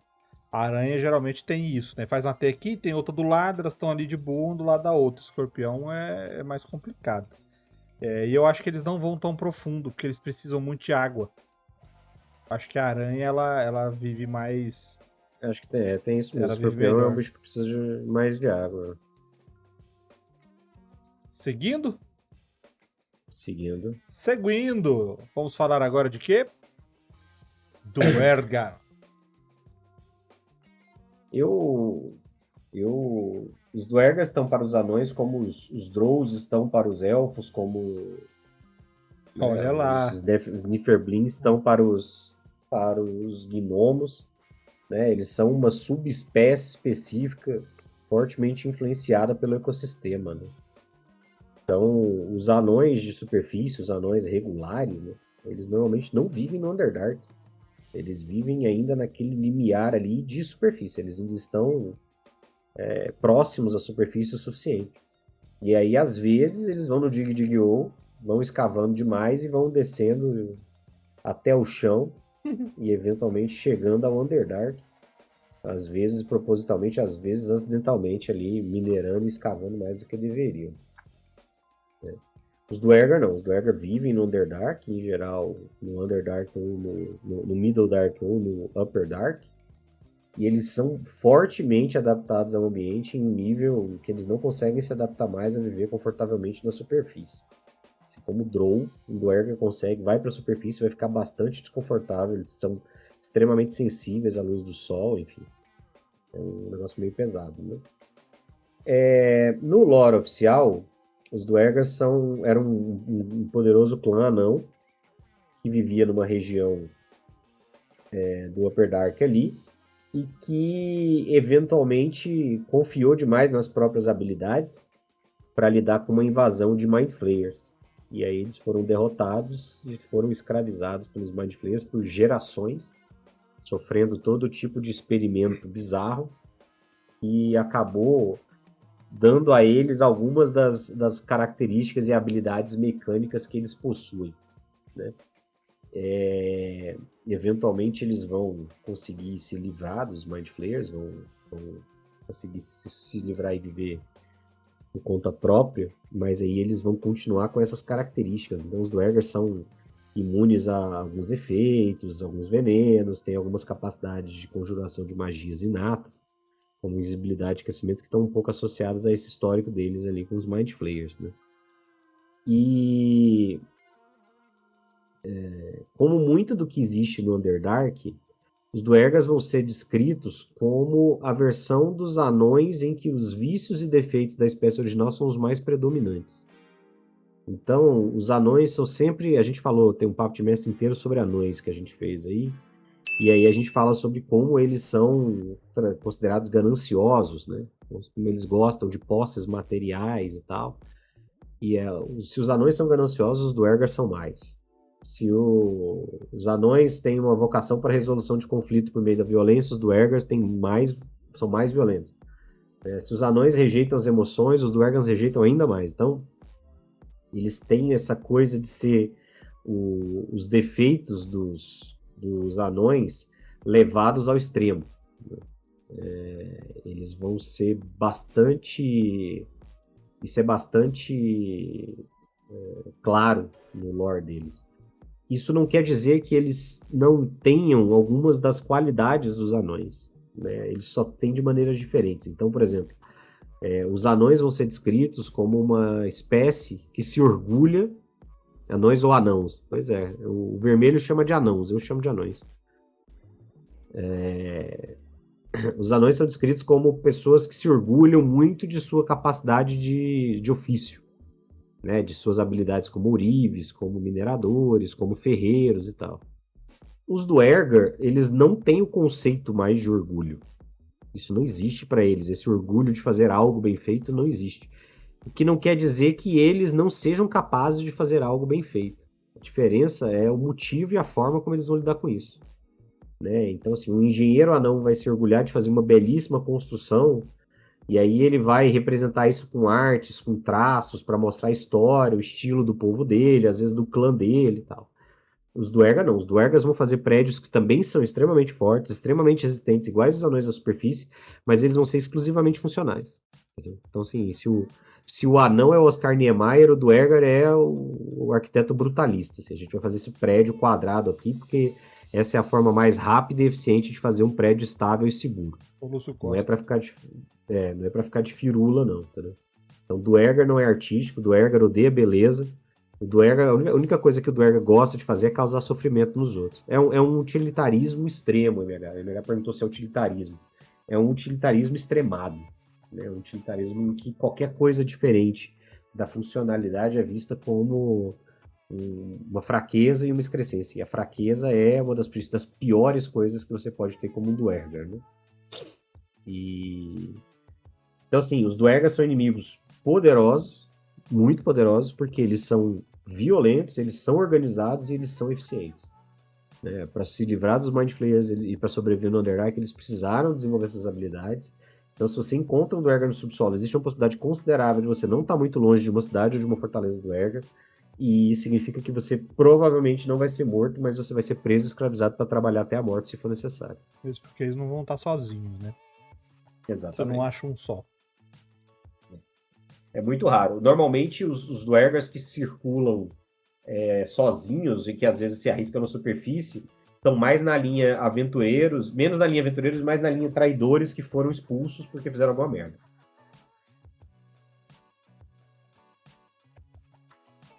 O Duergar, o primeiro contato que eu tive com o Duergar em jogo, porque eu já tinha visto isso, né? Tem muito tempo que existem. Foi quando o Marcelo tava narrando, quando ele colocou os Duergars pra gente enfrentar. Eu achei interessante. Eu não gosto de Drow, por exemplo, do jeito que o D&D coloca. Não cai pra mim, a filosofia deles é furada, a biologia deles é furada, a crença deles é furada, é uma vergonha. Drow Quem criou o Drow aí, ó, quem foi o cara que criou o Drow, fez merda, tá? Eu duvido que tenha sido o pessoal do D&D, alguém que deu a ideia. Eu acho que foi o Gygax, cara. Não, ele só escutou lá e adotou, porque a editora queria. E foi uma merda, cara, porque não tem base, não. A editora do Gygax queria, que era o Gygax. Então, foi o que eu disse. Então, assim, Drow, cara, não tá com nada. Mas os Duergas, eles têm uma outra vertente, eles têm uma outra coisa, é diferente. E é muito mais palatável pra você usar. São anões que se desenvolveram de uma maneira diferente e eles não têm. Eles não vivem cara, não desce aquele negócio da Dryder até hoje pra mim, cara. Como que os caras. Não, eu sou um seguidor feroz da deusa, eu faço um negócio aqui pra deusa, aí a deusa vai me dar alguma coisa porque eu fico seguindo. Aí ela transforma ele num bicho monstruoso mais fraco. Aí o que adianta, cara? Né? Então, assim. A revolta do jovem. Então, assim. O Duergar não, cara. O Duergar ele tem uma história mais encaixada. Essa coisa da escravidão, essa coisa deles terem sido dominados por outros povos e se libertado, essa mudança biológica proveniente de sabe-se lá quantos milênios sobre esse domínio, é muito mais fácil de trabalhar. No Eras é um pouco diferente, mas assim, muito semelhante. Lá existiam, quando os anões surgiram, existia uma montanha que eles falam, uma montanha sagrada. Só que ela se aprofundava, ela não só na montanha, mas no subterrâneo viviam todos os anões que existiam. Até que houve um grande ataque, o que eles chamam de expurgo, a montanha foi destruída. E aí os anões se separaram. Foi anão pra todo lado. Buscando, quem sabe, um dia achar uma montanha aí que possa se chamar de sua, né? Que seja igual à sagrada. E os Duergas, no Eras, é a galera que se manteve apegada às raízes da criação. O negócio é o seguinte, a gente tem que viver no subterrâneo ali, ó, onde ninguém vem. E eles foram pro subterrâneo. Continuaram adotando a divindade maligna, que era a protetora do lugar. E se apegou nela e viveu escondida lá nos mais profundos locais que eles conseguiam. Por isso as mudanças são bem semelhantes, inclusive. Então dá, cara. Eles são legais pra você colocar no Underdark e fazer com que eles sejam uma ameaça até para quem tá do lado de fora, às vezes. Defendendo uma certa região que dê canal para as cidades deles. E você não perde em nada usando esses anões, viu? Não perde em nada. Eles têm cultura, eles têm um jeito deles, o jeitinho deles é estranho. Eles podem ser, como é que fala do Naruto, né? Eles podem ser um pouco duros às vezes, mas você vai conseguir usá-los muito bem, principalmente como você não tiver um inimigo individual. Você usar a comunidade do Erger como seu adversário. Vai ser bem legal. Lembrando que no quinta edição, desde o Mordenkainen, que eu falei mais cedo, os Duergar são uma espécie jogável, tá?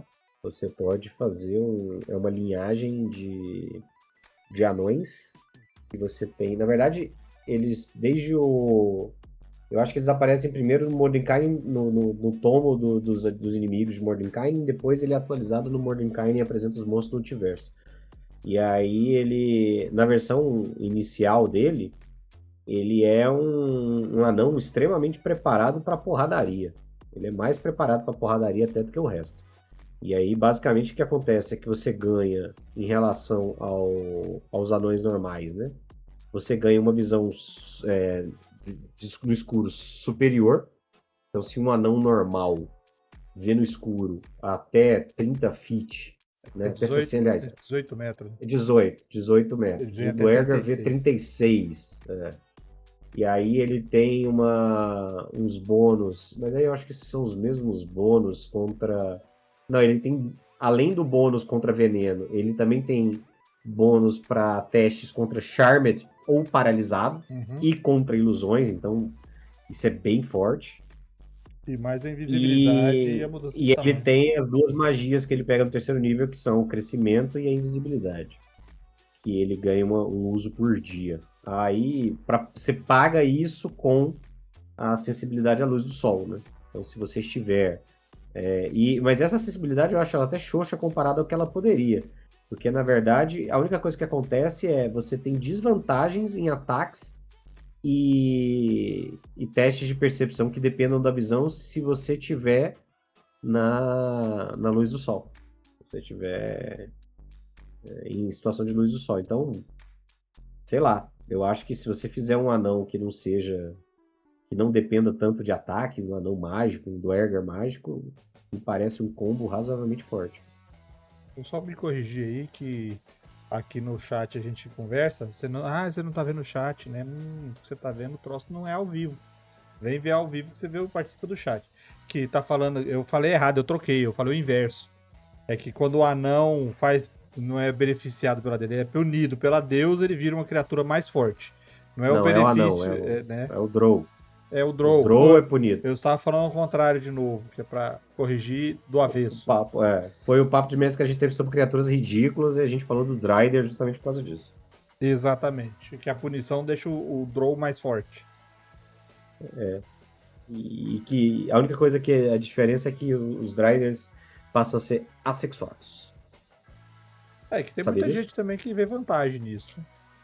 Então, pois é. Mas aí eles são assexuados porque a explicação oficial é que a deusa não queria que eles se reproduzissem a ponto de se tornar um inimigo potencialmente perigoso para os Drows, porque o Dryder, e aí, novamente, a punição da deusa cria uma criatura que tem uma vontade imensa de matar a principal espécie seguidora da deusa. Pois é, por quê? Porque Loth é uma deusa beba. Essa deusa aí não é muito esperta, não, cara. Não. Nossa, esse cara aqui me desobedeceu. Ele queria poder e eu não queria deixar. Então eu vou transformar numa criatura mais poderosa. Mais forte e dar um ódio irracional a ele para as criaturas que me seguem. E outra, ele vai ter um desejo incontrolável de me matar. E eu vou ter medo porque se juntar muitos deles, eles podem me matar. Não é uma deusa muito esperta mesmo, não. Bora seguir, então. Agora... Ué, isso aqui não é Duergar, não, cara. Por que tá Duergar, o Marcelo? Eu não sei, Ali, foi você que fez isso aí. Não, mas não é assim não, cara. Pelo que eu lembro, o nome desse bicho é Grell. Apareceu aí? Grell, igual na música. Grell velocidade 5, parceiro. Nossa senhora. Eu fiz a piada e fui me arrependendo aos poucos. Este é o Grell velocidade 5. Por que eu trouxe esse bicho? Eu trouxe esse bicho porque eu nunca usei ele. Porque eu sempre olhei. Lembra que a gente fez os vídeos? A gente já fez umas 2 versões do Top Monstros Ridículos de D&D. Na época que eu tinha o blog, né? Jesus ainda estava entre nós. Há muitos anos. Início dos anos 2000. O Grell era uma das criaturas. Porque, cara, dá uma olhada nesse bicho. Ele é um cérebro com bico e tentáculos, cara. E que vive no subterrâneo. E faz o quê? Mal se sabe. Mas eu peguei essa criatura aí, pra exemplificar, porque ela é aquele toque do absurdo, do bizarro que você pode usar na sua aventura. Ninguém espera ver uma massa encefálica com bico e tentáculos atacando as pessoas. Era do tamanho de uma pessoa, cara, do tamanho de um ser humano. Então isso pode chocar, principalmente se você seguir as nossas orientações em como fazer terror, como deixar os jogadores apreensivos. Porque você não precisa mostrar o bicho. Você pode mostrar pistas, você pode mostrar tentáculos, você pode mostrar que é uma sombra, é um vulto em forma esférica passando, mas as pessoas foram mortas, parece que foram abicadas. Aí você fica, meu Deus, o que está acontecendo? São galinhas andando com esferas e polvos. Então, ele é um bicho muito bizarro para a pessoa falar assim, se aquele jogador experiente falar assim, eu acho que é um Grell. Ele não vai descobrir nunca. E quais são as características desse bicho? Bom, primeiramente, ele é um cérebro com bico e tem tentáculos. Acho que essas são as principais características dele. E realmente é um cérebro, tá? O livro fala assim, ele é um cérebro bulboso. Ele, né, chega a ser pungente. É saboroso. Ele é... Eu esqueci a palavra agora. Mas ele chega a ser reconfortante. De tão bulboso que ele é. E ele tem um bico afiado. Porque, sabe-se lá. Ele tem 10 tentáculos. Não são 8, são 10 tentáculos. E esses tentáculos são muito fortes. Muito, muito fortes. Eles são de couro. Eles não são gosmentos igual a gente imagina que os tentáculos são. Eles são mais rígidos, tá? E eles não possuem olhos, eles não enxergam. E eles flutuam. Para todas as direções, eles conseguem se locomover. E a velocidade deles é de 9 metros por turno, tá?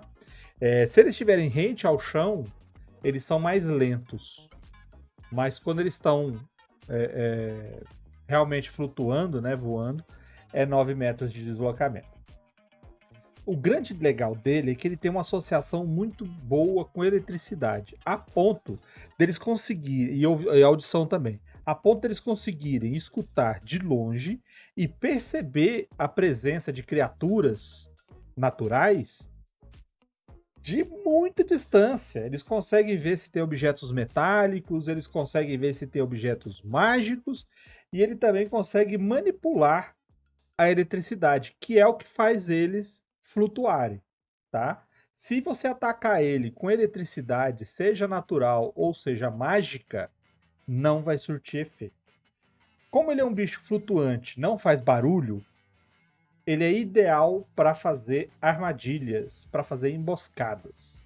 Ele vai vir do alto, vai pegar o último da fileira, o que está atrasado, o que foi no banheiro, e de lá ele já cata e leva embora. Ele geralmente ele não luta, não. Porque ele é meio frágil, tá? Ele não tem muita capacidade de luta assim, não. Mas ele é uma boa para dar um sustão na galera. Outra coisa interessante dele é que ele é meio alienígenazão, assim, né? Ele é meio esquisitaço. Ninguém sabe as origens dele. Não sabe de que plano que ele veio, não sabe quem que fez, não sabe como que surgem esses bichos. Pode ter sido o mago tentando criar, pode ter sido algum portal que veio de algum lugar que ele veio para cá. Não se sabe. O que se sabe é, eles são malvadinhos, não têm remorsos e gostam de sacanear as pessoas, tá? Só que eles não enfrentam, normalmente eles evitam enfrentar criatura que seja maior que eles. Eles não gostam de lutar. Quais são as características agora mais de ficha dele? Tá? Ele é médio, ele é mau, é nervoso. A CA dele é baixa, é 12. Ele tem bastante ponto de vida se comparar com as características dele, que são 55 em média. Tem forças razoáveis, destreza razoável, ele é inteligente. Só que ele é imune à eletricidade, não pode ser derrubado e ele não pode ficar cego, porque ele já não enxerga, tá? Só que ele tem uma percepção às cegas muito baixa. É só 18 metros.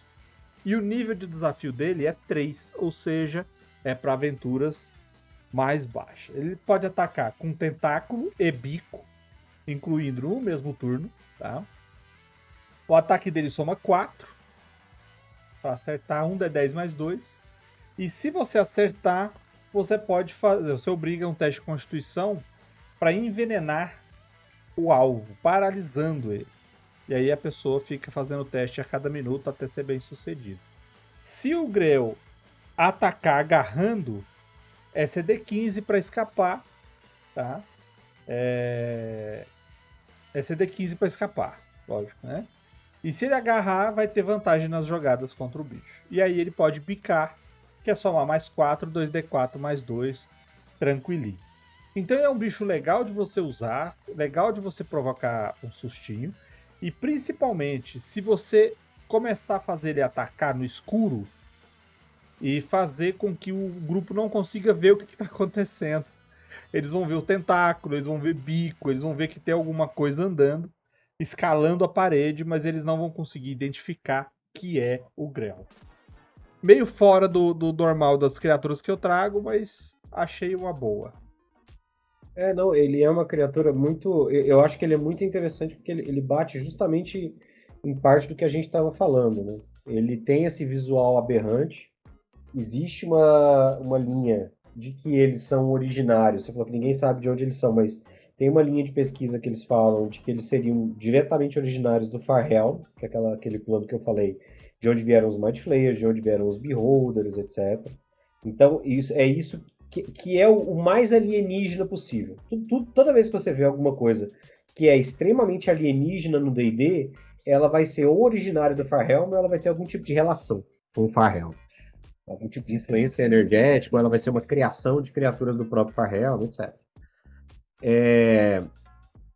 Então ele tem essa coisa da bizarrice visual, estética, que entra muito nisso, ele não é do Underdark naturalmente, mas ele se adapta extremamente bem ao ambiente. Entendeu? E por isso ele é uma criatura muito característica do Underdark. Se eu tivesse que chutar, eu diria que ele tá naquela categoria criaturas que foram na mesma história do Urso Coruja. Uhum. Que o Gygax criou porque ele tinha comprado umas miniaturas vagabunda aleatória para usar no jogo de chainmail dele, no jogo de chainmail dele. E aí tinha um bicho que parecia um urso, parecia uma coruja, e aí surgiu o Urso Coruja. Na minha cabeça o Grell deve ser mais ou menos a mesma coisa. Bom, tinha um negócio que eles olharam e falaram, caralho, parece um cérebro com bico. Ótimo, então agora a gente tem uma criatura que é um cérebro com bico. Segue a vida. Dificilmente, só falta falar o seguinte, dificilmente eles andam em bando, tá? Dificilmente. Mas não é impossível. Não é impossível. Podemos seguir? Podemos. Então, chegou a hora. Chegou o momento mais esperado. O momento em que o Marcelo respira aliviado, sem congestão, que nós estamos na reta final. E nós vamos fazer o quê? Debaixo do plot escuro.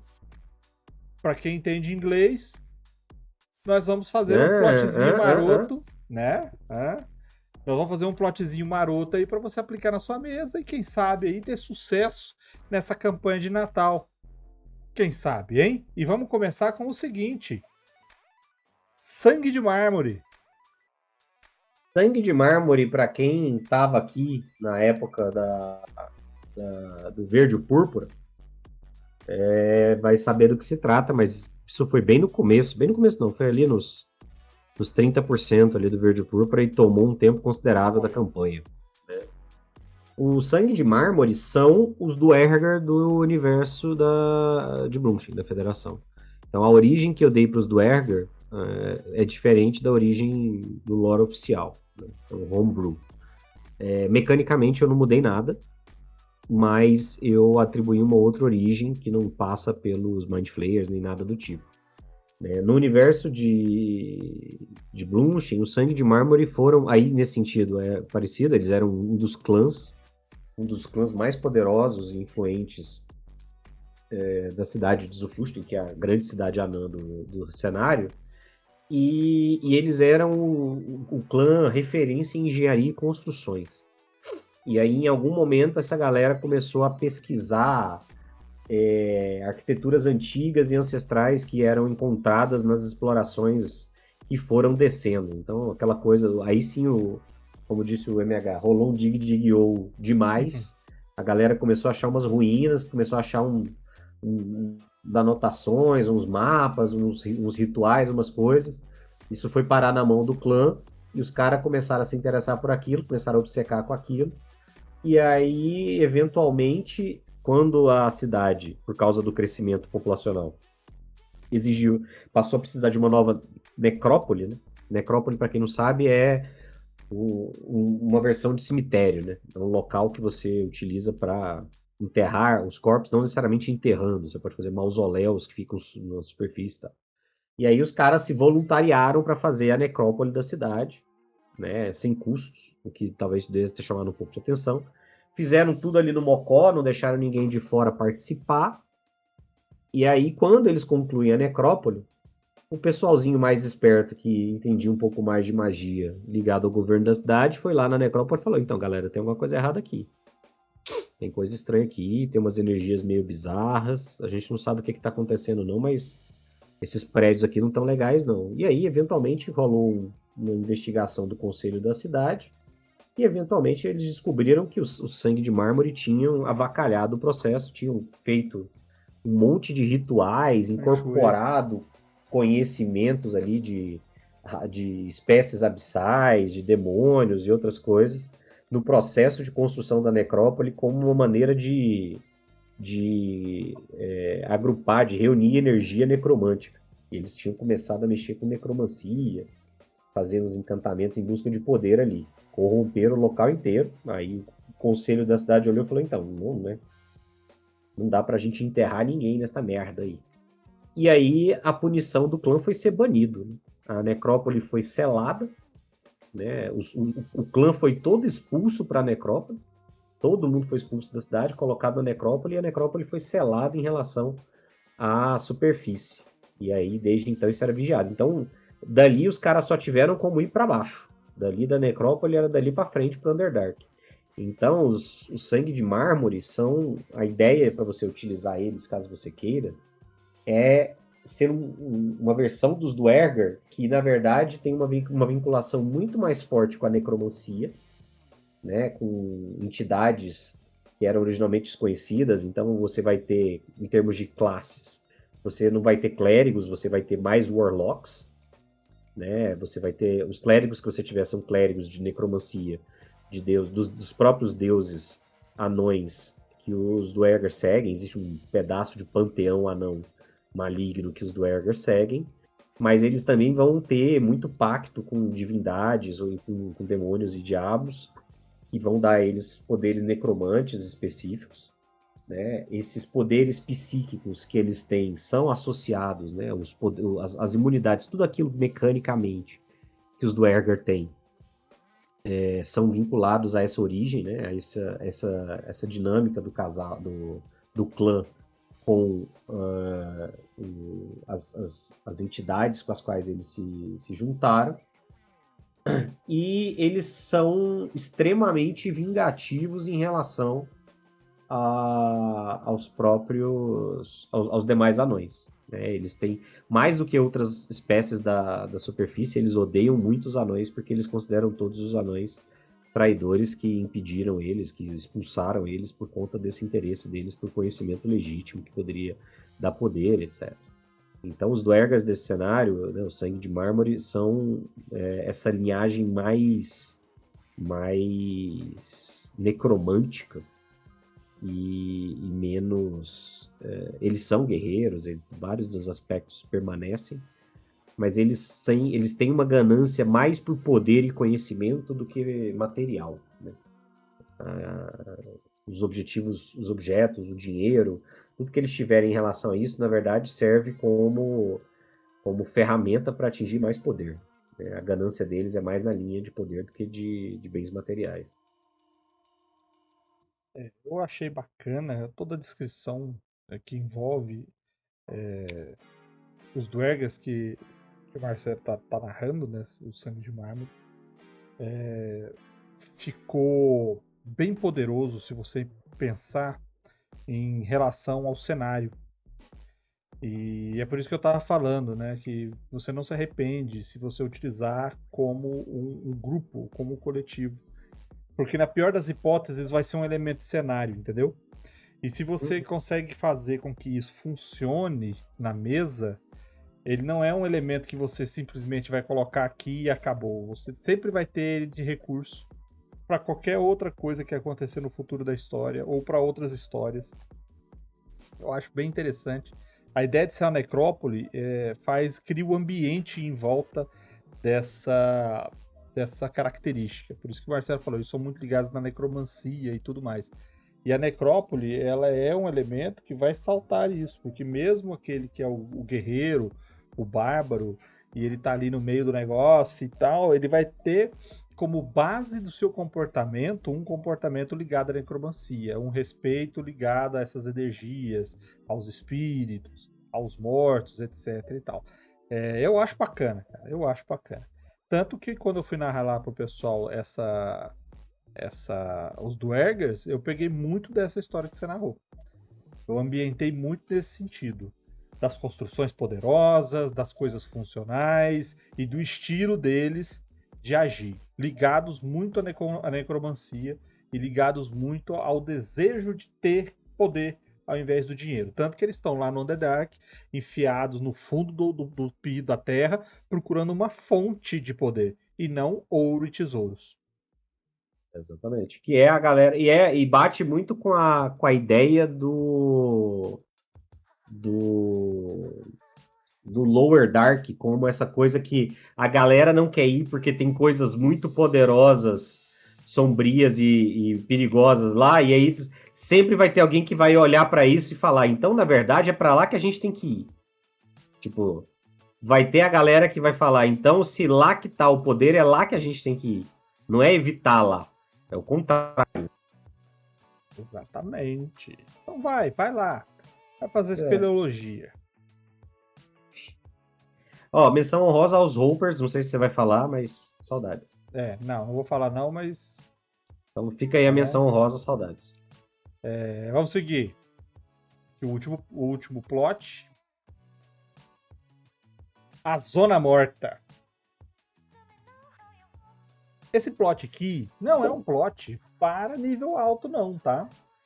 É um plot aí para aquele nível baixo chegando no mediano, para você fazer a coisa crescente. A história, a base disso daqui é você criar um contexto que os jogadores não saibam que é coisa do Underdark, tá? Eles vão achar que é uma coisa totalmente diferente. Qual que é a ideia? A ideia é a seguinte. A galera vive numa cidade, numa vila, no lugar que você quiser colocar. Não importa. Mas a galera vive lá tranquila. E de repente, a linha de comércio, as fazendas estão sendo atacadas.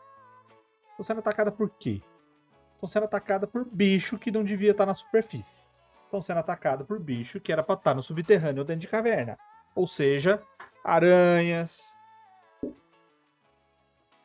escorpiões, ou outros animais que vocês queiram colocar de dungeon, tipo o Greek mesmo. Qualquer coisa que está atacando ali. Isso vai acontecer periodicamente. Os personagens vão ser chamados, como qualquer grupo de aventureiros, para resolver o problema. Vão chegar lá, vão encontrar uma mata perto das fazendas, coberto de teias de aranha. Vão enfrentar aranha doidado, vão passar raiva, vão matar os bichos. Matou. Resolveu. achou um tesourozinho ali, deixa eles acharem uma chave, alguma coisa sem muita solução, sem muito uso, mas que claramente como é que fala? É útil ou tem um certo valor. O pessoal terminou, recebeu recompensa, deixa eles fazerem uma side quest fora. Tipo, resolve tal coisa e volta. Quando eles vão lá e voltam, o problema começou de novo. Tipo, eles passaram umas semanas fora. Tá acontecendo de novo. As vacas aparecendo seca e todo enrolado em teia. Putz, cara. Mais aranha. E aí eles vão lá. Quando eles vão lá e ver esses bichos aí, eles vão ver que não é só isso não, cara. Não é só o problema das aranhas, não. Tem muita aranha. E vai ter gente lá, aventureiros de outros lugares, que estão lá mortos. Só que eles não foram mortos pelas aranhas. Eles foram capturados ali pelas aranhas. Mas eles foram mortos com marcas de bico. E um deles traz ou um mapa ou uma chave, você que decide, que ficou presa no braço dele quando ele foi enredado pela aranha. E aí, poxa, de onde eles vieram? Se você tiver um ranger, faça o ranger seguir os rastros. Se você não tiver um ranger, dê um mapa para os aventureiros mortos, mostrando que ali perto tem uma gruta, uma caverna, e eles foram lá. Quando eles chegarem até lá, faça eles descerem. E o que eles vão encontrar lá? O que vocês quiserem, tá? Coloca os bichos de nível baixo, lembrando que isso aí é para aventura de nível 2. Eles acabaram de sair numa side quest, então eles devem estar para passar pro nível 3. Deixa a galera entrar e enfrentar monstro adoidado, cara. O que você puder colocar de coisa pequena para dar trabalho, nada fatal, dar trabalho, você coloca. E eles vão ver, se alguém tiver conhecimento de natureza, druida, ranger, eles vão ver que esses bichos não eram para estar na superfície, na ponta da caverna. Esses bichos é de lugar mais para baixo. Vão ter fungos que subiram, esses fungos que andam, vão ter fungos que subiram para cá. Vão ter fungos que estão ali no limite da claridade e da escuridão. E eles vão falar, olha, tem alguma coisa aqui, tem alguma coisa diferente aqui. E aí que você vai colocar uma pista. Vai colocar algo que seja daqueles aventureiros que estavam mortos lá, mostrando que eles estavam procurando um item. Estavam procurando um item. E não fala que item que é. Só deixa o texto quebrado ali, mostrando que é um item poderoso e antigo. Nós queremos. E eles vão aprofundar. Nesse aprofundamento, não é uma coisa cheia de mistérios e coisas para investigar. O que você vai ter que fazer é um labirinto, onde eles vão ter que achar os locais que aquele grupo lá passou. Tá? Eles vão ter que identificar os locais. E os locais do outro grupo são locais onde eles vão poder dormir, onde eles fizeram acampamento, vão ser locais seguros. Só que eles vão ser constantemente atacados por uma criatura que eles não sabem, por criaturas que eles não conseguem ver. São criaturas que atacam com tentáculos, que atacam com bico, que derrubam pedras, que jogam eles, que pegam eles e jogam para cima, e eles vão começar a ficar com os recursos deles minados. Depois aí da primeira sessão, da primeira missão, no primeiro dia de narrativa, no segundo dia de narrativa, eles vão ter que encontrar o caminho definitivo para onde eles têm que ir. Tá? Esse caminho definitivo vai ter alguns lacres que não se pode abrir de maneira automática. Tá? Eles vão precisar de ferramentas que são as que eles foram encontrando pelo caminho. Então aquela chave, o objeto, e aquele primeiro objeto lá no começo, que eles sabiam que era, e não sabiam que era valioso, mas não sabiam para que era. E ali eles vão ter que entrar. Só que esse item que faltava, esse item que eles acharam e não sabiam por quê, é o último item que eles vão precisar.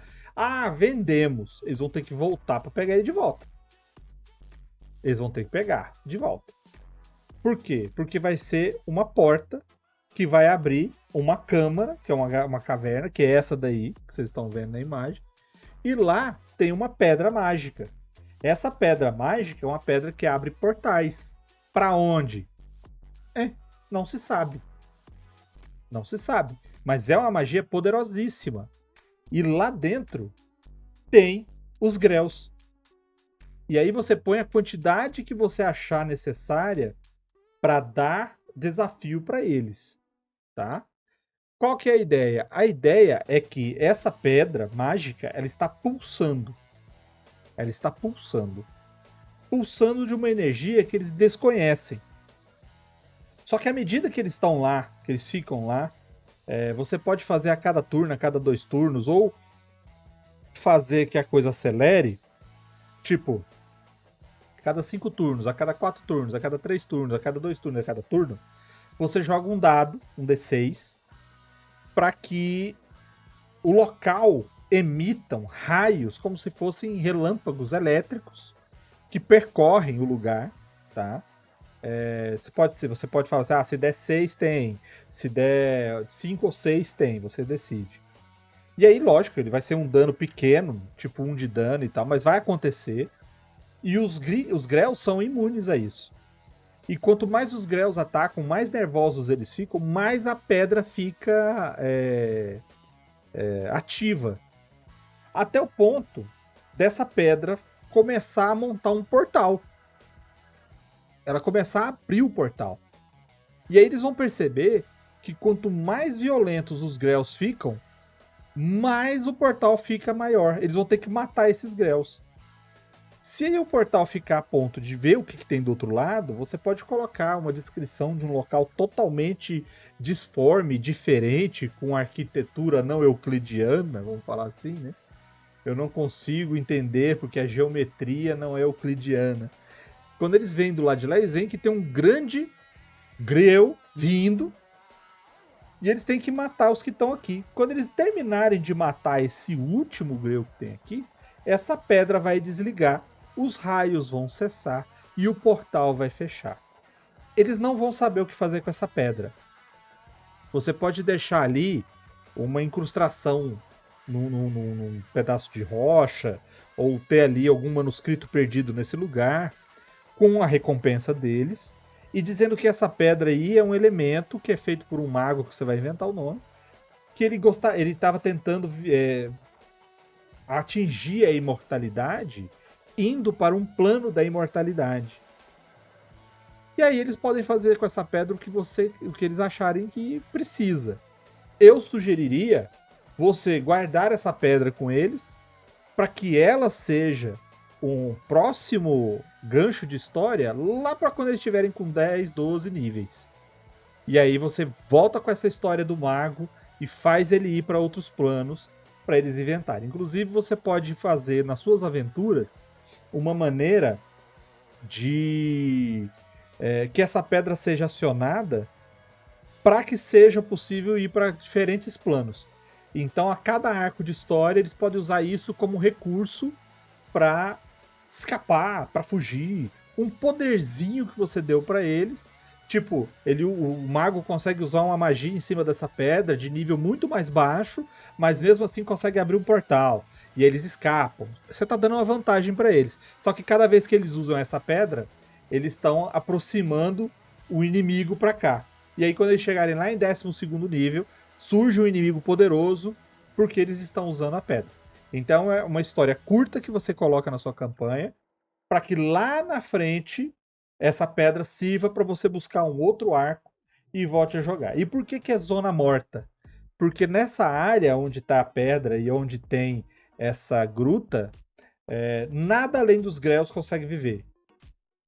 Tá? A água seca, os fungos morrem, tudo que vive ali no substrato fica estéril. Então a terra fica estéril, você pode falar isso depois para eles, né? A terra fica estéril, o ar fica seco e a água evapora, a água some. E aí isso aí lá na frente você vai ver que é por causa da característica do plano que está do outro lado. O plano não é um plano antivida, mas o plano transforma o lugar onde essa pedra está funcionando, se ela não estiver funcionando tá ok, ela transforma numa espécie de espelho do que tem do lado de lá. O famoso tesouro que na verdade não é um tesouro. Parabéns, vocês ganharam esse tesouro e agora vocês acabaram de ganhar um inimigo muito poderoso que vai aparecer em algum momento para pegar o tesouro de volta. Exatamente. A armadilha do presente do mestre. Cara, É bom, eu gosto. Eu até faria uma linha um portal pro Far Helm mesmo, de modo que eles talvez não possam passar, tipo, eles não possam entrar pro outro lado. O outro lado é o Far Helm, e aí no Far Helm é a descrição do livro, é esse local em que as leis da física não fazem mais sentido. Então, assim, você entra lá e, sei lá, você passa, é como se você estivesse entrando num buraco negro. Então, assim, vocês percebem que a galera percebe que não pode entrar lá, e aí a pedra pode ser, tipo, do portal, entendeu? Tipo, dá pra tirar a pedra sem passar pro outro lado. E aí, a região em que a pedra tá, a zona morta, vai ter toda essa influência. E aí você pode até ter uma variedade de criaturas, né? Você pode Sim. trabalhar com várias das criaturas do Underdark ali. O Grell é o mais basiquinho. Sim. E aí você bota, às vezes, As uma criatura mais aberrações, forte que vem, umas aberrações. Você vai aumentando o perigo das aberrações à medida que eles se aproximam do portal, fazendo um balanceamento ali na base do número. E Então no outra, começo né? um monte de aberração fraquinha, depois vai menos aberrações mais fortes, depois uma última aberração zona bizarra, que vai chegar moendo. E aí vocês têm que tirar, vocês olham e falam, se a gente não tirar essa pedra aqui, a gente não desfaz o portal. E aí vocês desfazem o portal e depois em algum lugar, um outro portal do Far Helm abre, os caras falam, olha esses filhos das putas, agora eu vou lá pegar minha pedra de volta. Você pode colocar também que, de repente, durante a campanha deles, eles estão no outro canto, fazendo outra coisa, e aparece uma aberração do nada, e eles não sabem por quê. Tá vindo Aparece atrás da pedra. aparece um tchutchulo lá falando. comendo ele. O tchutchulo falando, eu coloquei a pedra lá por um motivo. Não era pra ter tirado a pedra. A cabra das mil crias lá pra ele. Shub-Niggurath. Infelizmente não tem ficha do Shub-Niggurath no D&D, eu acho. Eu acho que tem, hein? Eu acho que não. Em Eu suplemento, acho que tem em suplemento. Talvez suplemento. Conteúdo oficial Terceira não tem, edição, não. eu acho. Poderia ter, se quisesse, porque é domínio público. É. Eu acho que se eles quisessem meter um mitos ali inteiro, eles poderiam. Certamente tem suplemento. Certamente. Não tem nenhuma dúvida em relação a isso. Exatamente. Deve ter tido um suplemento para cada edição com criaturas Lovecraftianas. Não duvido, não. Bom, basicamente é isso então, né? Acho que a gente chegou, conseguiu cumprir aí. Nós esticamos até 2 horas, Marcelo. Você falou que vai ser só 1 hora, tá chato, 1 hora é pouco. Em nenhum momento eu falei nada parecido com isso. Isso é que vocês não escutam ele nos bastidores. Enfim. Nem o Vermelho me escuta nos bastidores, imagina. Imagino essa. Galera, esse aqui foi o último Papo de Mestre ao vivo deste ano. É isso. A gente volta com os vídeos ao vivo aí em janeiro.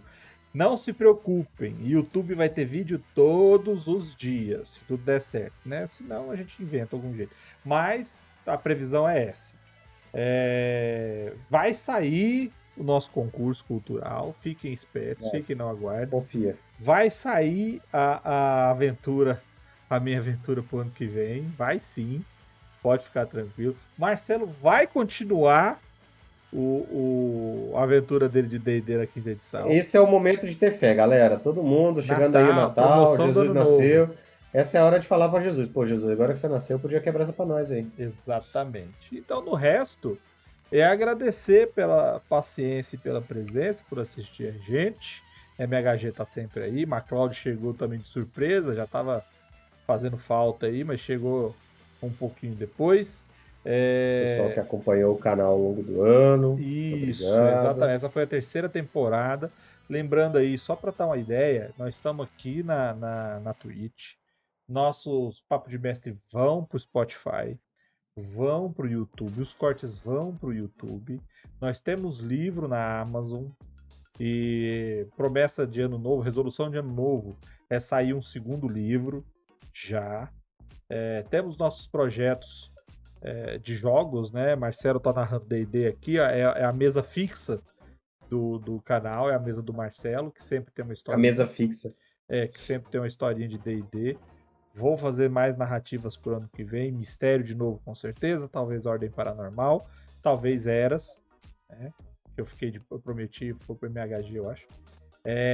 Então, colabora com a gente, fica junto aí. O YouTube tá bem movimentado, a galera tá comentando bastante os vídeos. E a gente só tem a agradecer.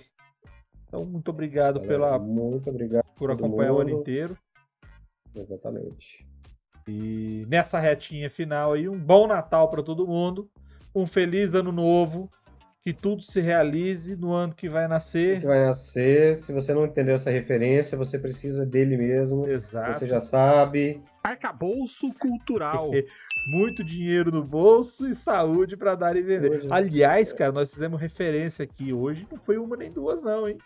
Foi um monte. Foram vários arcaboucinhos, né? Foram vários arcaboucinhos. Bom, muito obrigado, então. Valeu demais e até a próxima. Abraço. Feliz Natal. E ano feliz ano novo. Feliz ano novo.